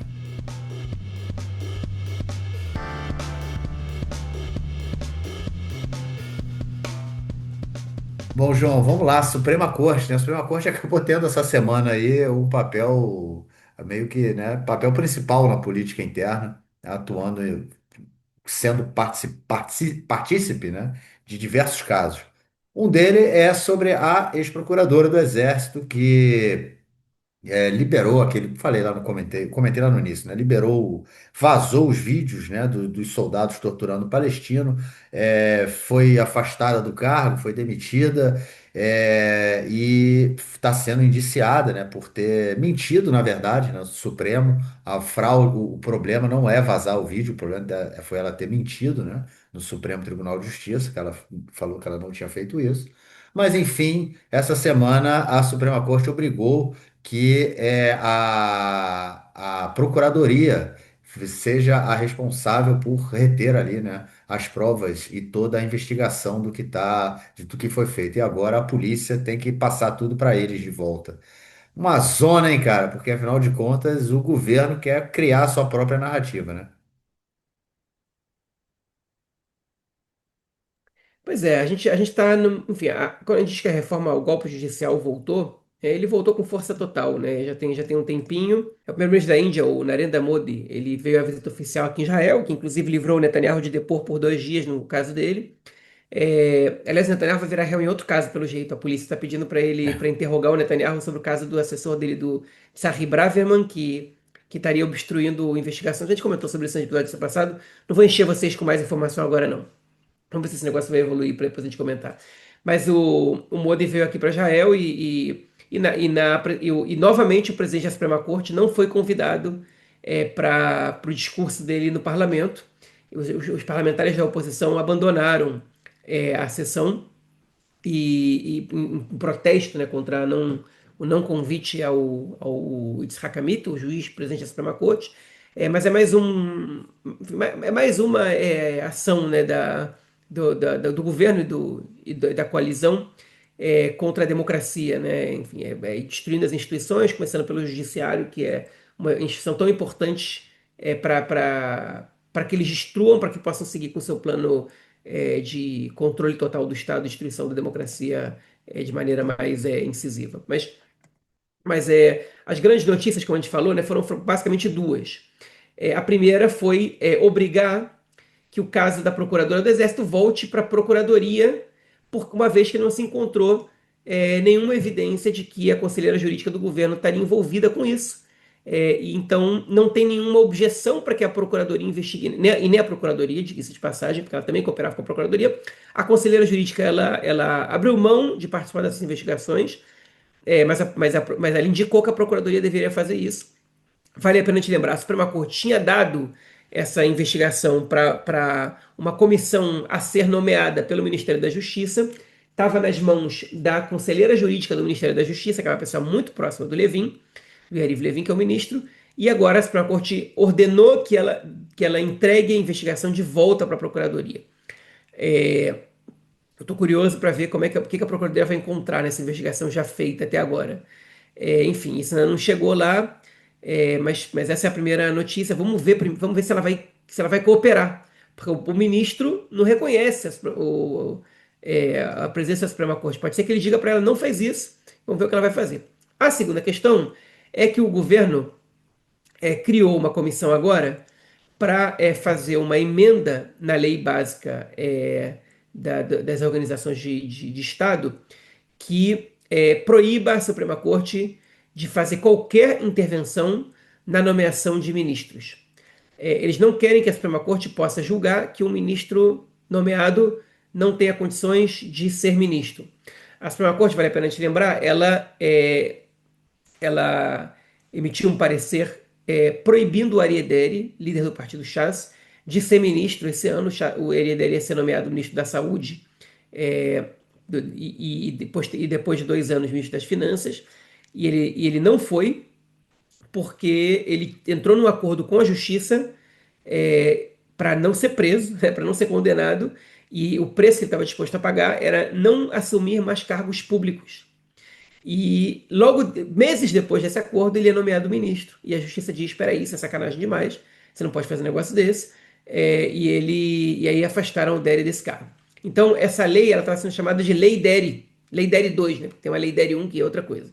Isso aqui, o Deri ele falou: eu não tenho interesse nenhum em voltar a ser ministro, eu vou votar a favor dessa lei, porque eu quero colocar um freio na Suprema Corte, no abuso deles. Mas ele falou: mas o nome dessa lei devia ser Lei Ben-Gvir, porque o objetivo do governo é evitar que a Suprema Corte afaste o Ben-Gvir e obrigue o Netanyahu a demiti-lo.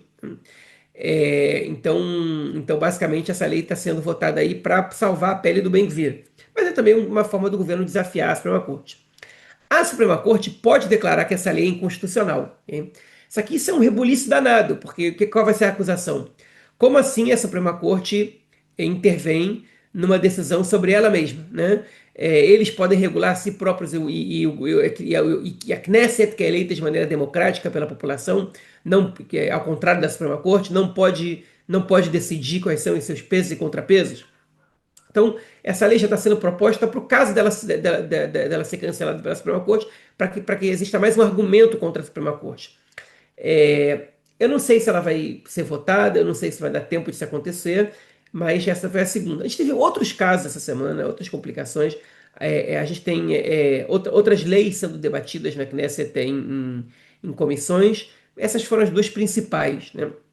Uma outra, já entrando no próximo assunto, Marquinhos, uma outra lei que é também uma afronta à Suprema Corte, mas não só, é sobre o Muro das Lamentações. Eu vou me referir a ele agora como o Kotel. A expressão em hebraico para ele é Kotel Amaravi, que significa muro ocidental. Em hebraico, as expressões que mundialmente têm uma conotação negativa, né? Mar Morto, Muro das Lamentações, eles receberam nomes com uma conotação não negativa. Então você não chama Lamentações nem Morto. Mar Morto é Yamamelar, que é Mar Salgado, e o Muro das Lamentações é Kotel Amaravi, que é Muro Ocidental. Mas o Kotel, nesse caso, eu me referi a ele como o Kotel, porque é mais fácil para mim, é assim, eu estou acostumado a falar, e já traduzo, já explicando para vocês o que significa. É a parte externa do muro.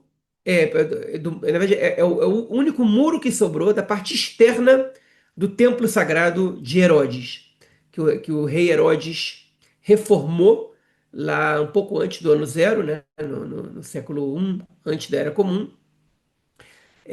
Do ano zero não, né, do ano 1, né? O Herodes morreu no ano 4 antes da Era Comum, e o templo foi destruído pelos romanos no ano 70 da Era Comum, no contexto da revolta judaica, da grande guerra judaico-romana, e eles deixaram de pé somente o muro. Destruíram todo o templo, deixaram um muro de pé, umas partezinhas pequenas do templo, deixaram alguns destroços justamente como uma mensagem que é: isso é o que acontece quando vocês se revoltam contra o Império Romano. A gente deixou esse muro aqui para mostrar que havia aqui uma grande construção e não há mais porque os judeus se revoltaram. Enfim, e com o passar do tempo, o Muro das Lamentações, né, o Kotel, ele passou a ter um status de lugar mais sagrado para o judaísmo, onde as pessoas rezavam, especialmente a parte ocidental, porque ela estaria muito próxima ao salão que é o chamado Sagrado dos Sagrados, que é onde somente o sumo sacerdote podia entrar em Yom Kippur, depois de passar por um processo de purificação bem severo. Então as pessoas querem rezar ali naquele lugar, porque ali naquele lugar é onde está mais perto do lugar mais sagrado do templo. E o muro virou um monte de pedra que não tinha nenhuma conotação religiosa nem santa, passou a ter com o passar do tempo. Porque o muro, os judeus não rezavam em frente ao muro quando existia o templo sagrado. Aquilo era só um monte de pedra, né, que separava o templo do lado de fora. Enfim, então por que eu estou dizendo isso? Porque com o passar do tempo, o muro passou a ser o lugar mais sagrado, as pessoas botam um bilhetinho ali, tem sempre gente rezando, e etc e tal. E o Muro das Lamentações, ele está sob controle do rabinato israelense, que ele é governado por um monopólio ortodoxo, que inclusive não reconhece as correntes não ortodoxas do judaísmo. E os ortodoxos, eles decidem o que pode e o que não pode no lugar público, porque o Muro das Lamentações não é uma sinagoga, ele é um lugar público. Então você não pode, por exemplo, tirar foto lá na sexta-feira, né, no sábado. Você pode chegar lá na sexta-feira de noite, até o sábado de noite. Você não pode tirar foto. Mulheres têm que entrar de saia na parte feminina. O muro é dividido e na parte dos homens, que mais ou menos 80% do espaço, e 20% do espaço é a parte das mulheres, que é menor. Nada disso tipo, tudo isso é por exigência do rabinato. Você não pode entrar sem botar uma kippah, né, um solideu na cabeça, e etc. Né? Então, uma família reformista que quer realizar a cerimônia de bar mitzvah ali, vai ter que fazer segundo o rito ortodoxo, porque não pode homens e mulheres juntos ali. É, um, um- as mulheres querem rezar na parte feminina, não podem, porque os ortodoxos decidiram que mulheres não podem rezar no Muro das Lamentações, não podem levar para lá apetrechos, não podem rezar em voz alta, né, fazer a leitura da Torá, nem colocar os itens judaicos como o talit e o tefilim. Então elas podem, inclusive, ser presas por isso. Teve gente que foi presa por isso. Surgiu um movimento aí na Shota Kotel, que são as mulheres do muro, né, as mulheres do Kotel, para poder lutar contra isso.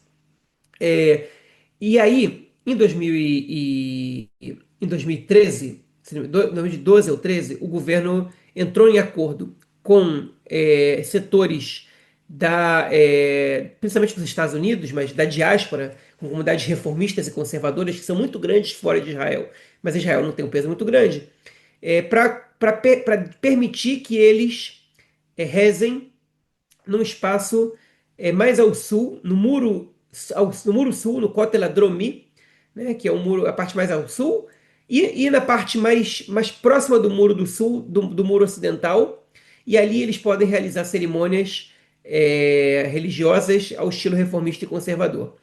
Os ortodoxos chiaram, mas entenderam que eles não tinham como ganhar essa batalha. Quem mediou ali essa negociação foi a agência judaica.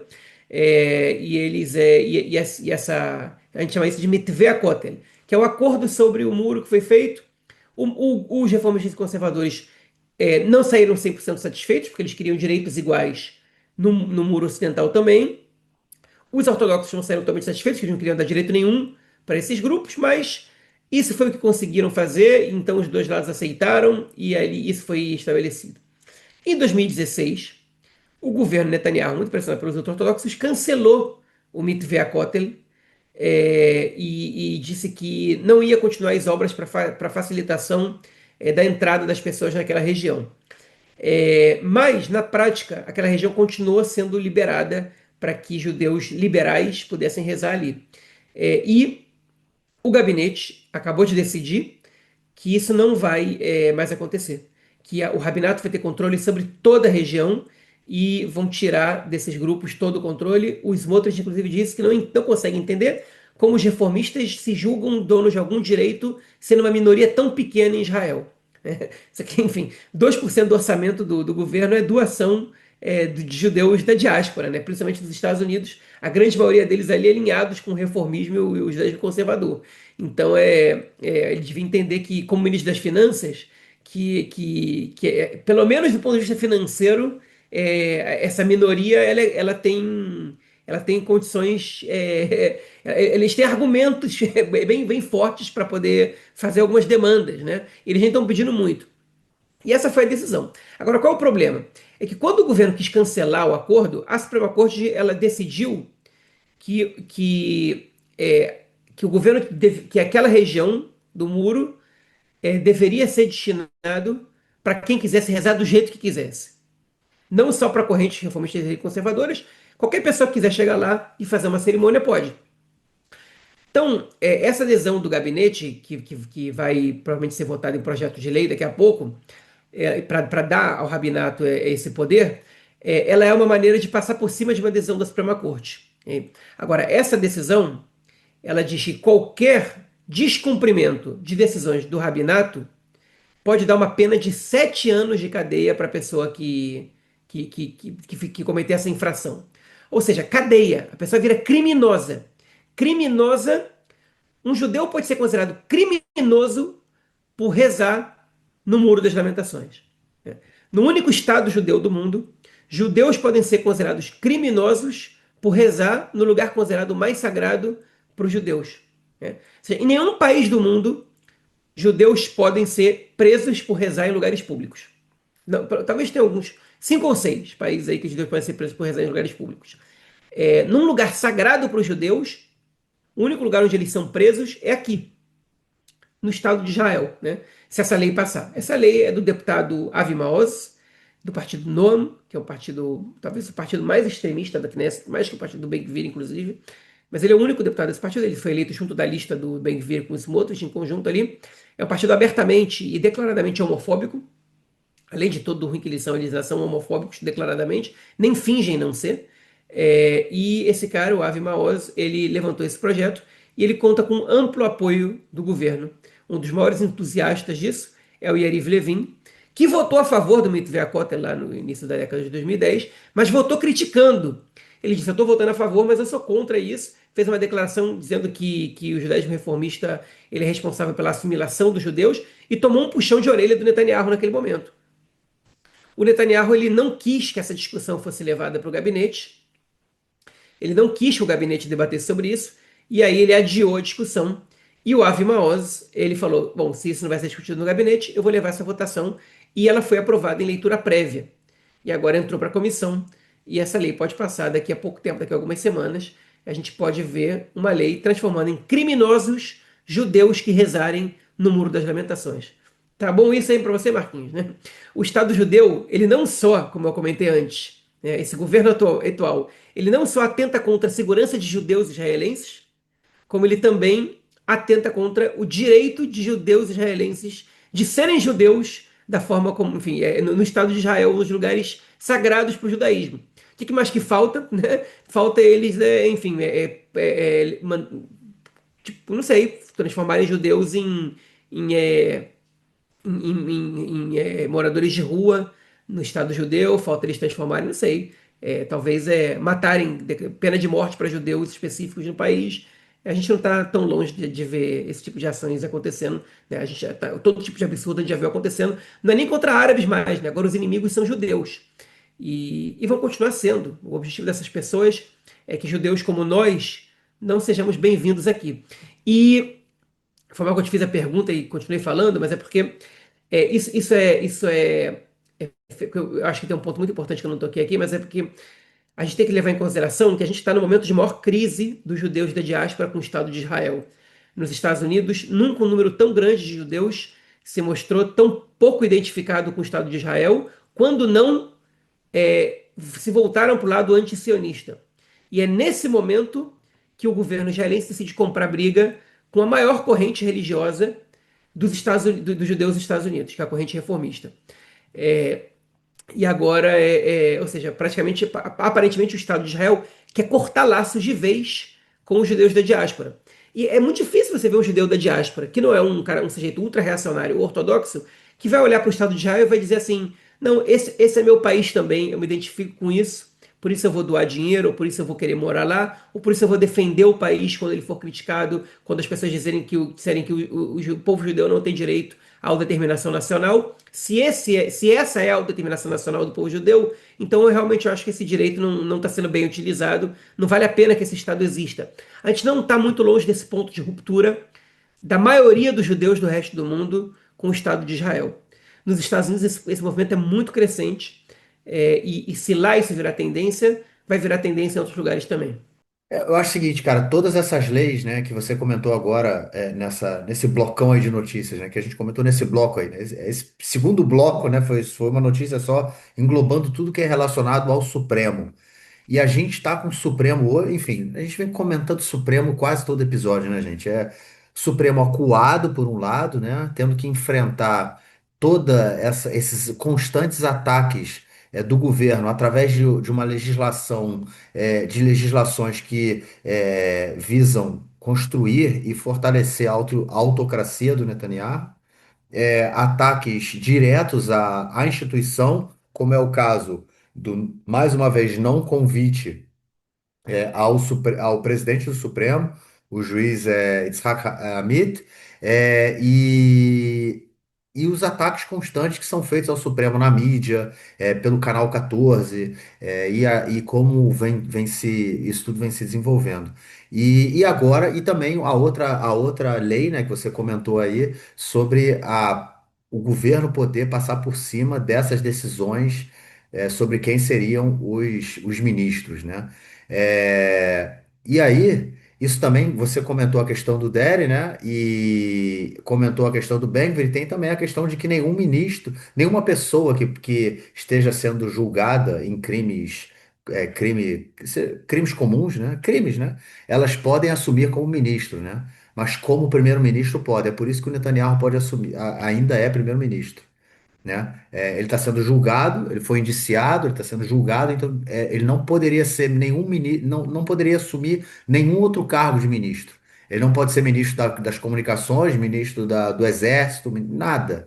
Mas primeiro-ministro ele pode ser. Então o que que o governo quer? Eles já tentaram fazer isso no passado, querem fazer isso novamente. Fazer com que vire um bunda lelê completamente de novo, obviamente, como é que você colocou, para beneficiar o Ben-Gvir, né? Porque a gente está aí nesse imbróglio aí que o Supremo vai ter que decidir. Então a gente tem esse Supremo completamente acuado, completamente atacado constantemente, para a construção não construção, para o fortalecimento do golpe autocrático, porque o golpe já está sendo dado, ele já está em curso, né? E essa face agora que volta aí para a questão religiosa, ela mostra uma outra face do golpe, que é a face mais conservadora, a face ultra-ortodoxa do golpe. Né? Essa é uma questão que tem que ser encarada. Afinal de contas, é um governo construído por facções, por partidos, né, de facções ultra-ortodoxas. Tanto do pessoal dos orientais, quanto do pessoal dos asquenazitas, e aí tem várias correntes dentro dos asquenazitas, e aí tem, enfim, os ultra-ortodoxos, os colonos, que muitos deles são ultra-ortodoxos também. Um, uma ortodoxia um pouco diferente, mas também são ortodoxos, né? Então a gente vê aí que tipo de Estado que esses caras querem construir, né? Não é só um golpe autocrático que visa a manutenção do Netanyahu no poder e o governo feito para aquelas pessoas ali. Não é só isso, né? Ela é muito maior que isso, né?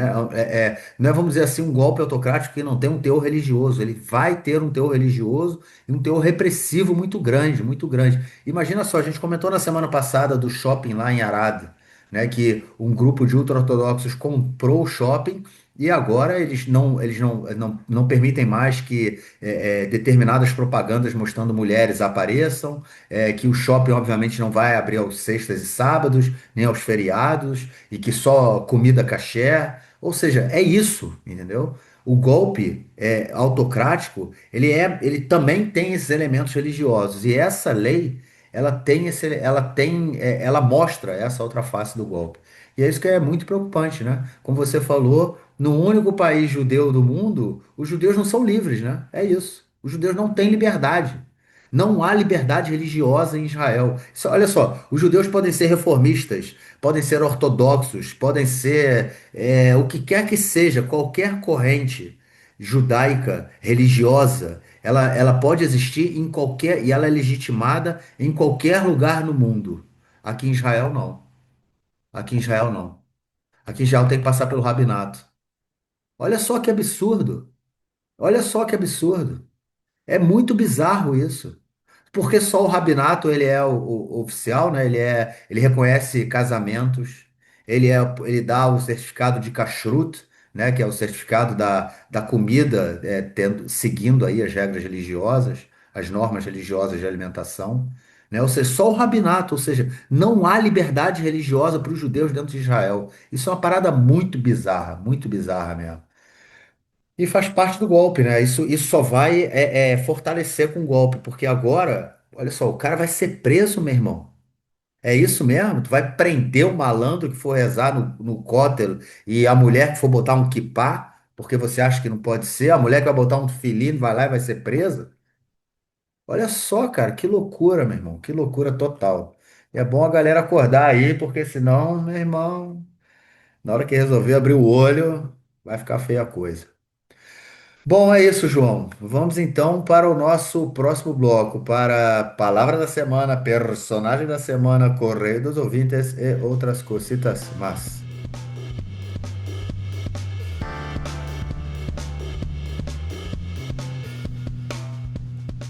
O João, personagem da semana é seu. Vai de Isso, quem?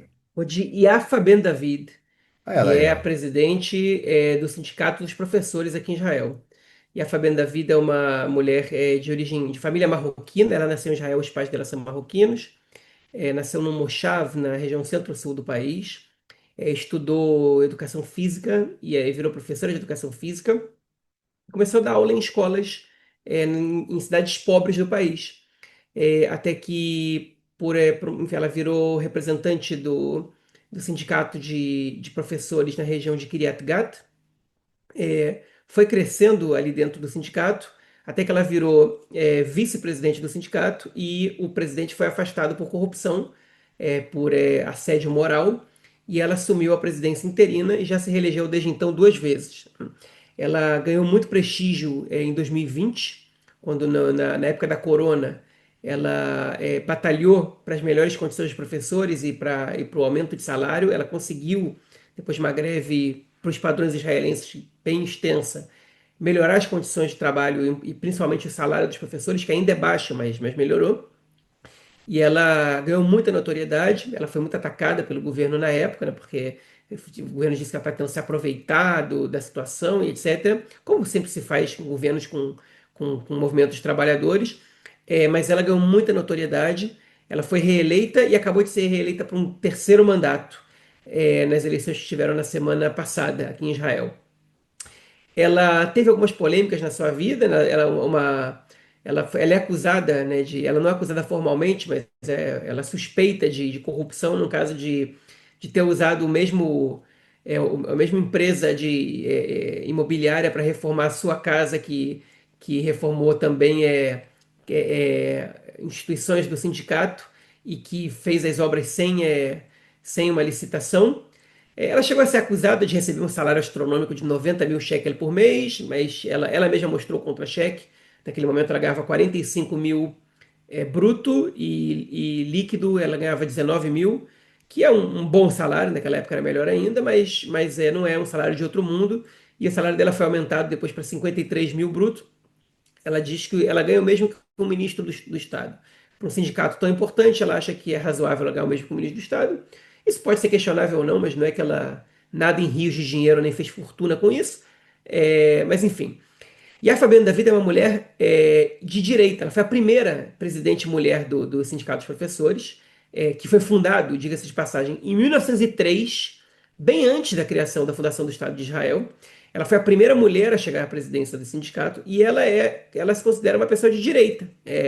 Enfim, ela talvez não saiba que o conceito, muitos israelenses não sabem disso, né, mas que ser de direita no país não envolve somente sua posição em relação ao conflito, mas ela é daquelas que é contra a criação do Estado palestino, né? Só que ela não se manifesta exatamente com relação a isso. Ela diz que o sindicato é alheio a isso, é uma luta ela defende a categoria, que são os professores, e que ela também tem que defender os professores de direita e de esquerda, que para ela essa não é uma questão na qual o sindicato se envolve, né?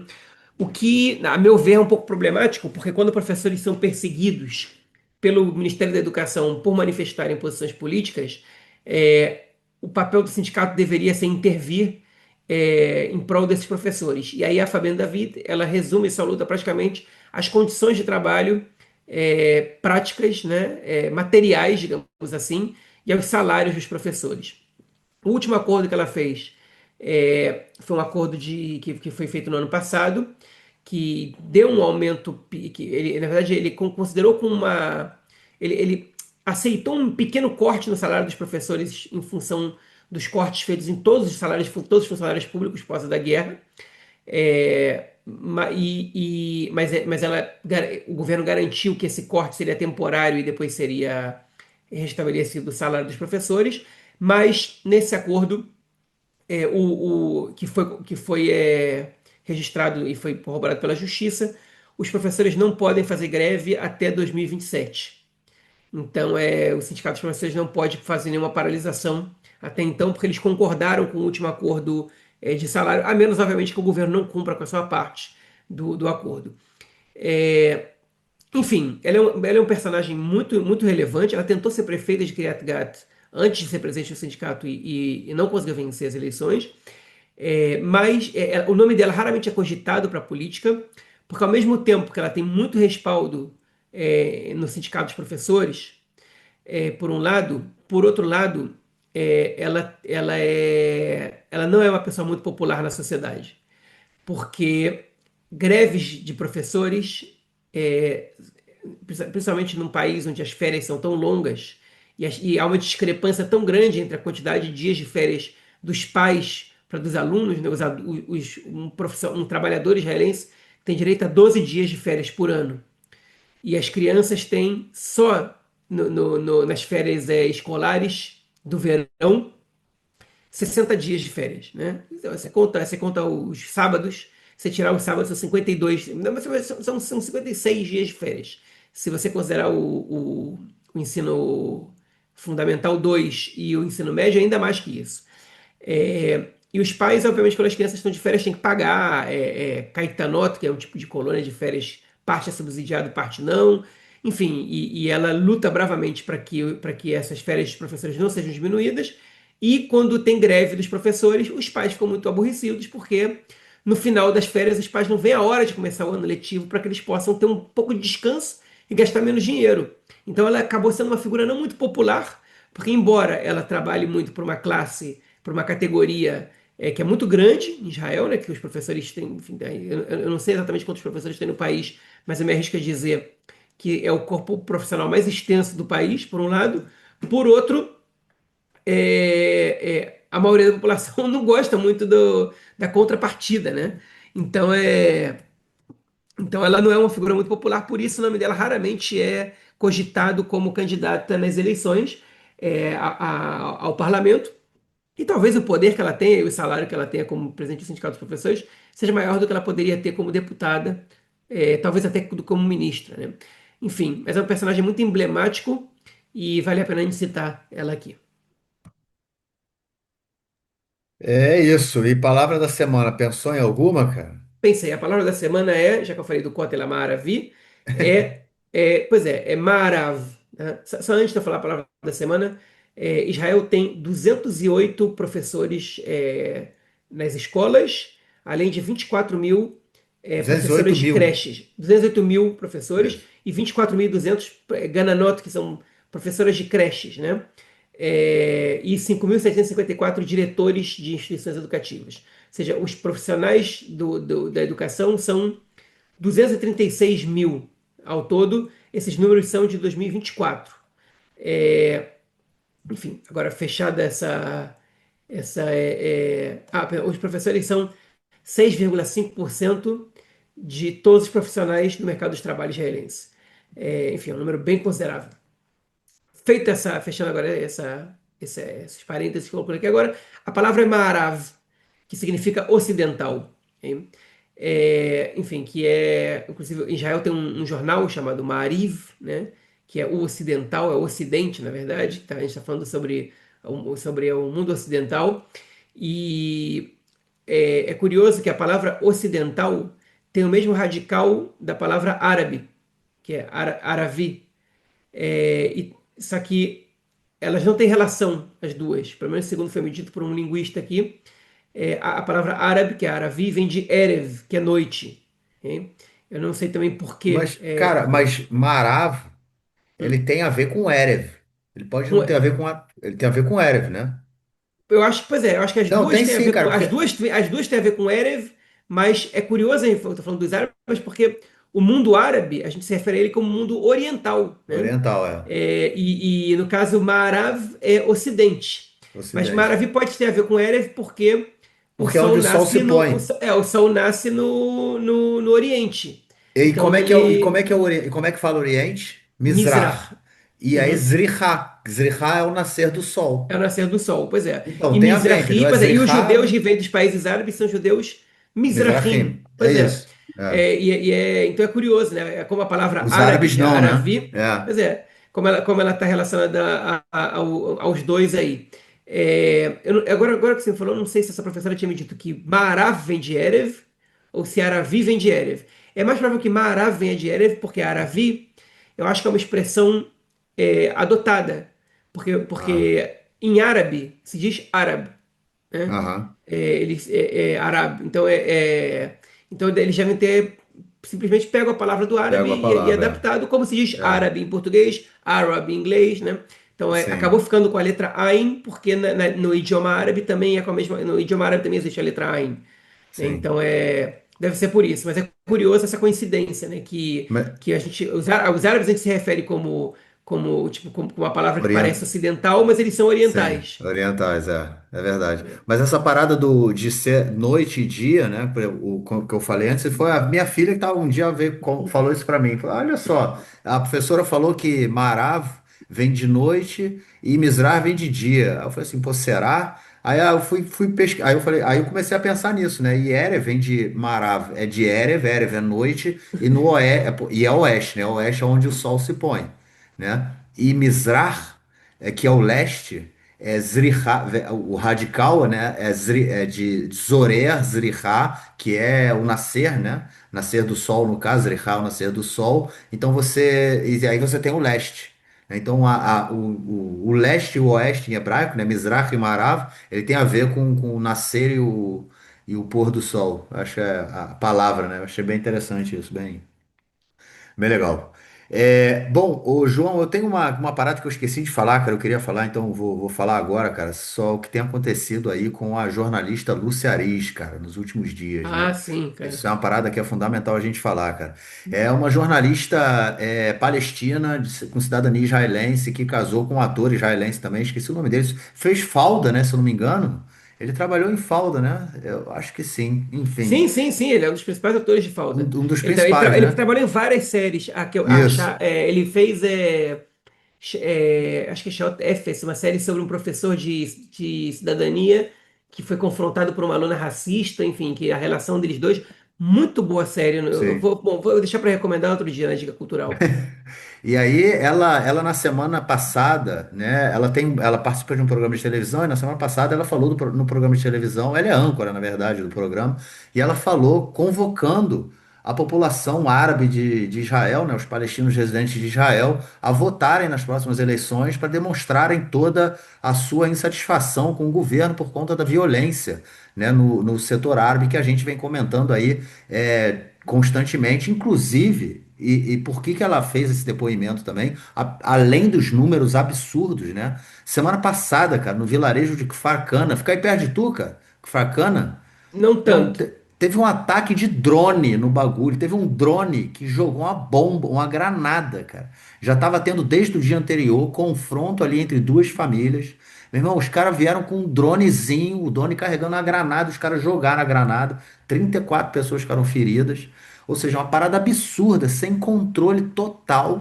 E aí ela fez essa declaração na televisão e desde então ela, o marido dela, né, a família dela, eles têm um filho, se eu não me engano, estão sendo ameaçados constantemente, todos os dias, na frente da casa, do prédio deles em Tel Aviv, uma Um horda militante de pago. Não, fascistas. é militante pago. Aquilo ali Militante, agora, cara, eu tava vendo agora vídeos assim que não são só, a galera tá indo pra rua também, além de militantes pagos, tem aquele maluco chamado, a gente já comentou dele, Mordecai David, que é um fascistão, cara, assim, fascista mesmo, sacou? Galera podre, galera nojenta, indo pra frente da casa dela, agredindo, agora estavam gritando, árabe, árabe, árabe, sai daqui com seu marido esquerdista, vocês são filho de Hitler e não sei o que, olha só o nível da galera. Então eles estão sendo assim ameaçados a semana inteira, estão sendo ameaçados na porta de casa por uma horda fascista e a polícia não faz absolutamente nada, permite com que isso aconteça, não proíbe os caras de chegarem lá. Eu já falei isso aqui muitas vezes, cara. A violência política, ela é presente constantemente aqui em Israel. Todo mundo, cara, sempre assim, no dia Dia de memória, né, dos soldados e mortos em guerra, né, e vítimas de terrorismo, também tem um evento que é um evento binacional, um evento palestino-israelense, que lembra dos mortos do lado de Israel e dos mortos do lado palestino, né? É um evento que tem presença de israelenses e de palestinos. E sempre eu costumo ir nesses eventos, já tem vários anos que ele não acontece fisicamente, né, só por Zoom. Eu costumava ir todo ano nesses eventos, e assim, é sempre assim, essa galera do lado de fora xingando a gente, agredindo verbalmente, quase agressão física, e isso sempre foi permitido aqui. Só que a gente está chegando a níveis muito piores, muito maiores, né? E por conta de todo esse golpe autocrático aí que a gente comentou e que eu falei lá no final do bloco passado. Né? Então, assim, eles estão sendo. Tá livre para essa galera agredir quem pensa diferente, assim, e a gente está muito perto de um crime político. Eu acho que em breve a gente vai ver alguma coisa desse nível acontecendo, porque a violência da extrema-direita fascista, ela cresce a cada dia, ela tem o aval da polícia, ela tem a conivência da polícia, ela tem a participação da polícia nos territórios ocupados, matando o palestino, agredindo verbalmente e fisicamente também manifestantes. A polícia faz isso. Então, assim, e agora a gente vê a jornalista Lúcia Aris sendo agredida a semana inteira, ela e a família dela ameaçados por essa horda fascista. A coisa assim tá realmente muito feia. Isso é um caso que a gente tem que também comentar aí nesse podcast. É importante. É isso. João, temos aí Correio dos Ouvintes, cara. Vamos de quê, cara?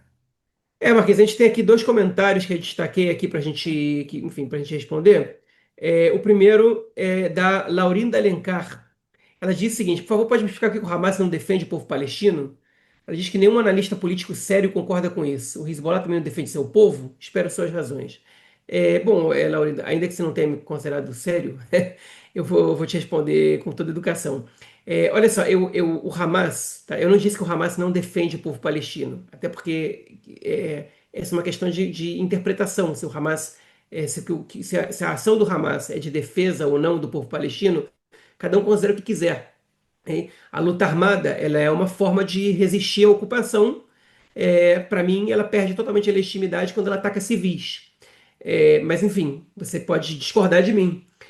Agora, o que eu disse não foi que o Hamas não defende o povo palestino, porque isso aí cabe a cada um decidir o que é. O que eu disse é que a estratégia do Hamas de atacar Israel por meio da força, e especialmente o ataque a civis, não levou os palestinos a nenhum lugar melhor do que o que eles tinham antes.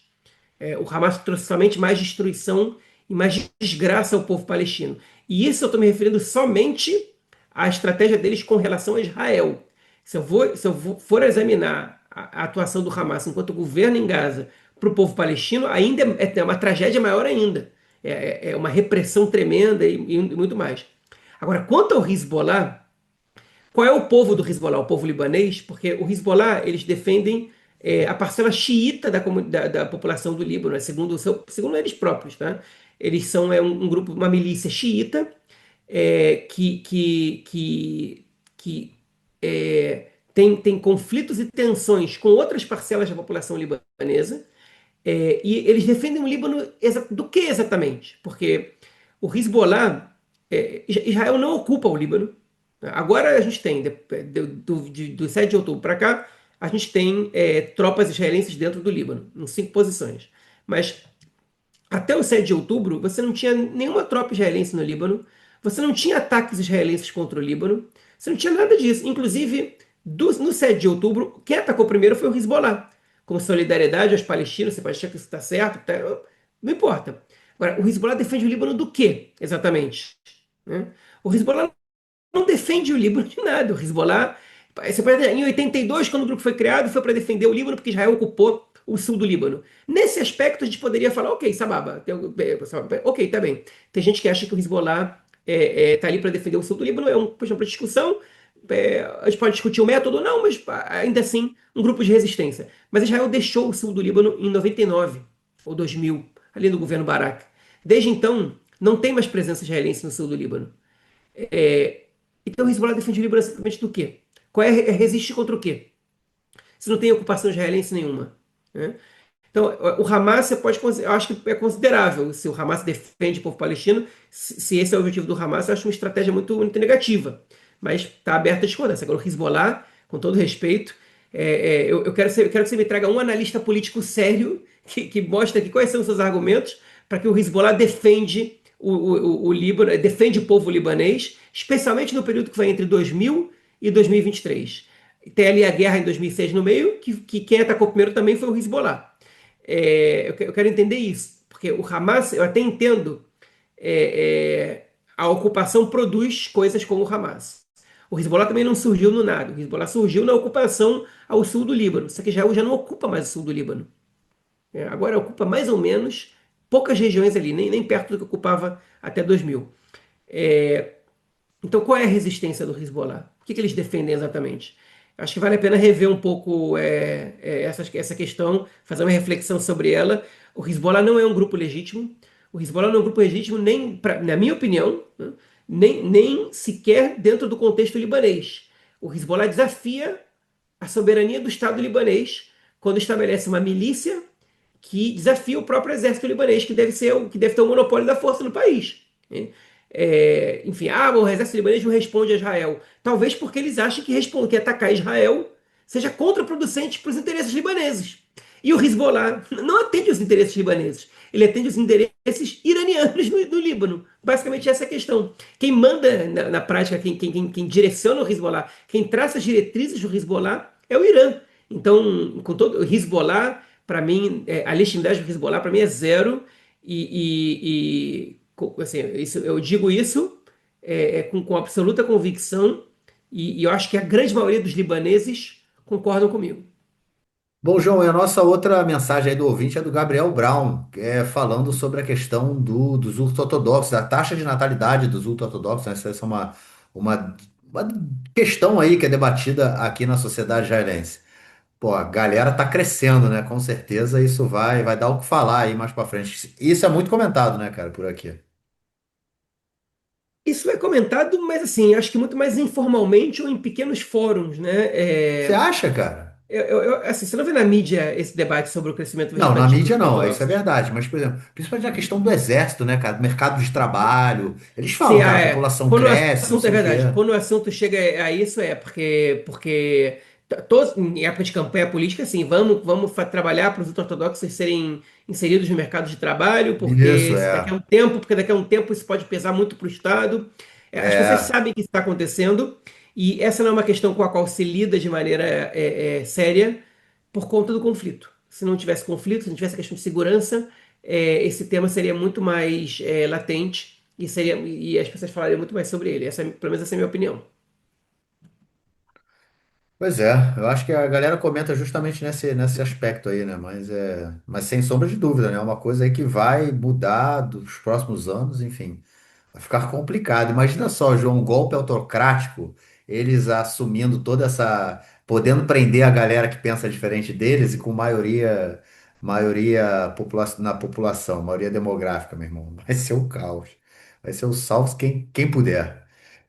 Bom, João, é isso, cara. De acordo com a nossa pauta, ficamos por aqui. Algo mais a declarar? Nada mais a declarar. Tá tarde, meia-noite e 10 já. Amanhã eu É acordo isso, cedo. meia-noite e 10. Ficamos por aqui então e voltamos na semana que vem para gravar nosso próximo episódio. Forte abraço, cara. Abraço, até mais. Tchau, tchau.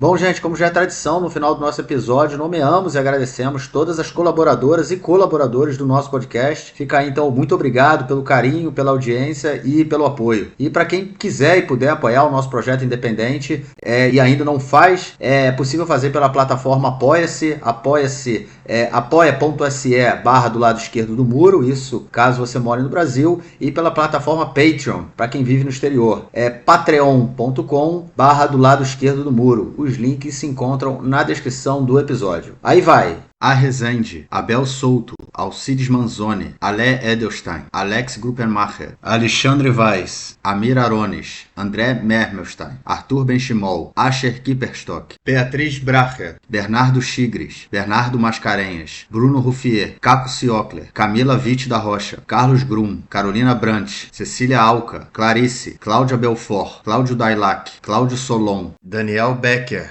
Daniel Korn, Daniel Schor, Daniel Weinfels, Daniela Rothban, Daniele Maromai, Daniele Salgado de Oliveira, Dani Abensur, Davi Bessler, Davi Koifman, Débora Blanc, Eduardo Feingold, Eliane Cooperman, Eliane Pschol, Fabiana Rufato, Fabiana Vanderlan, Fábio Belegar, Fábio Gleiser, Fábio Luxo, Felipe Yachimovitz, Fernanda Weitzmann Becker, Fernanda Carme, Fernando Gainer, Flávio Rabinovich, Gabriel Levi, Giovanni Orso, Júlia Tucci, Júlia Mordente, Gabriel Brown Silva, Glenda Rubstein, Guga Gershon, Gustavo Frota Pereira, Gustavo Gorenstein, Guta Tomauskin, Guto Pereira Nunes, Helena Latermacher, Iago Oliveira, Ida Sandes, Igor Gak, Igor Sender, Ilan Chomrone, Ilana Laffer, Ilana Stein, Isaac Guanais, Isadora Chamis, Jacob Blumer, João Renato Altman, José Orenstein, Júlia Rios, Leonardo Bueno, Leonardo Stuhl, Leonel Campos, Liana Fonseca, Luana Lima, Luciane Martins Zilbergeld, Luiz Lederman, Marcela Bronstein, Marcelo Schilvarker, Marcos Saruer, Marcos Gandelsman, Marcos Paulo Januário de Souza, Margarida Lacombe, Maria Célia Moscati, Maria Fison, Mariana Sampaio, Marília Neustein, Maurício Lande, Mária Weinstock, Michele Schuckmann, Miguel Fausto, Miguel Krasner, Mila Chazeliov, Mônica Fagundes Klein Guneviec, Muriel Correia, Padu de Almeida, Rafael Boquerri, Rafael Fleischmann, Rafael Sterne, Rafaela Barcai, Raquel Penariol, Renato Ackermann, Renato Bejinski, Richard Sirrel, Roberto Dias Pereira, Roberto Mai, Roberto Tonani, Rogério Kuckerman, Rosa Harsheim, Rubens Kohn, Rui Bezerra, Sara Liebman, Sérgio Goldbaum, Chaz, Sidney Weissman, Silvia Mai, Tatiana Gruberger, o Heider Pires Souza, Vitória Albino, Yael Katz, Yael Heinstein, Yuri Jacob Lumer,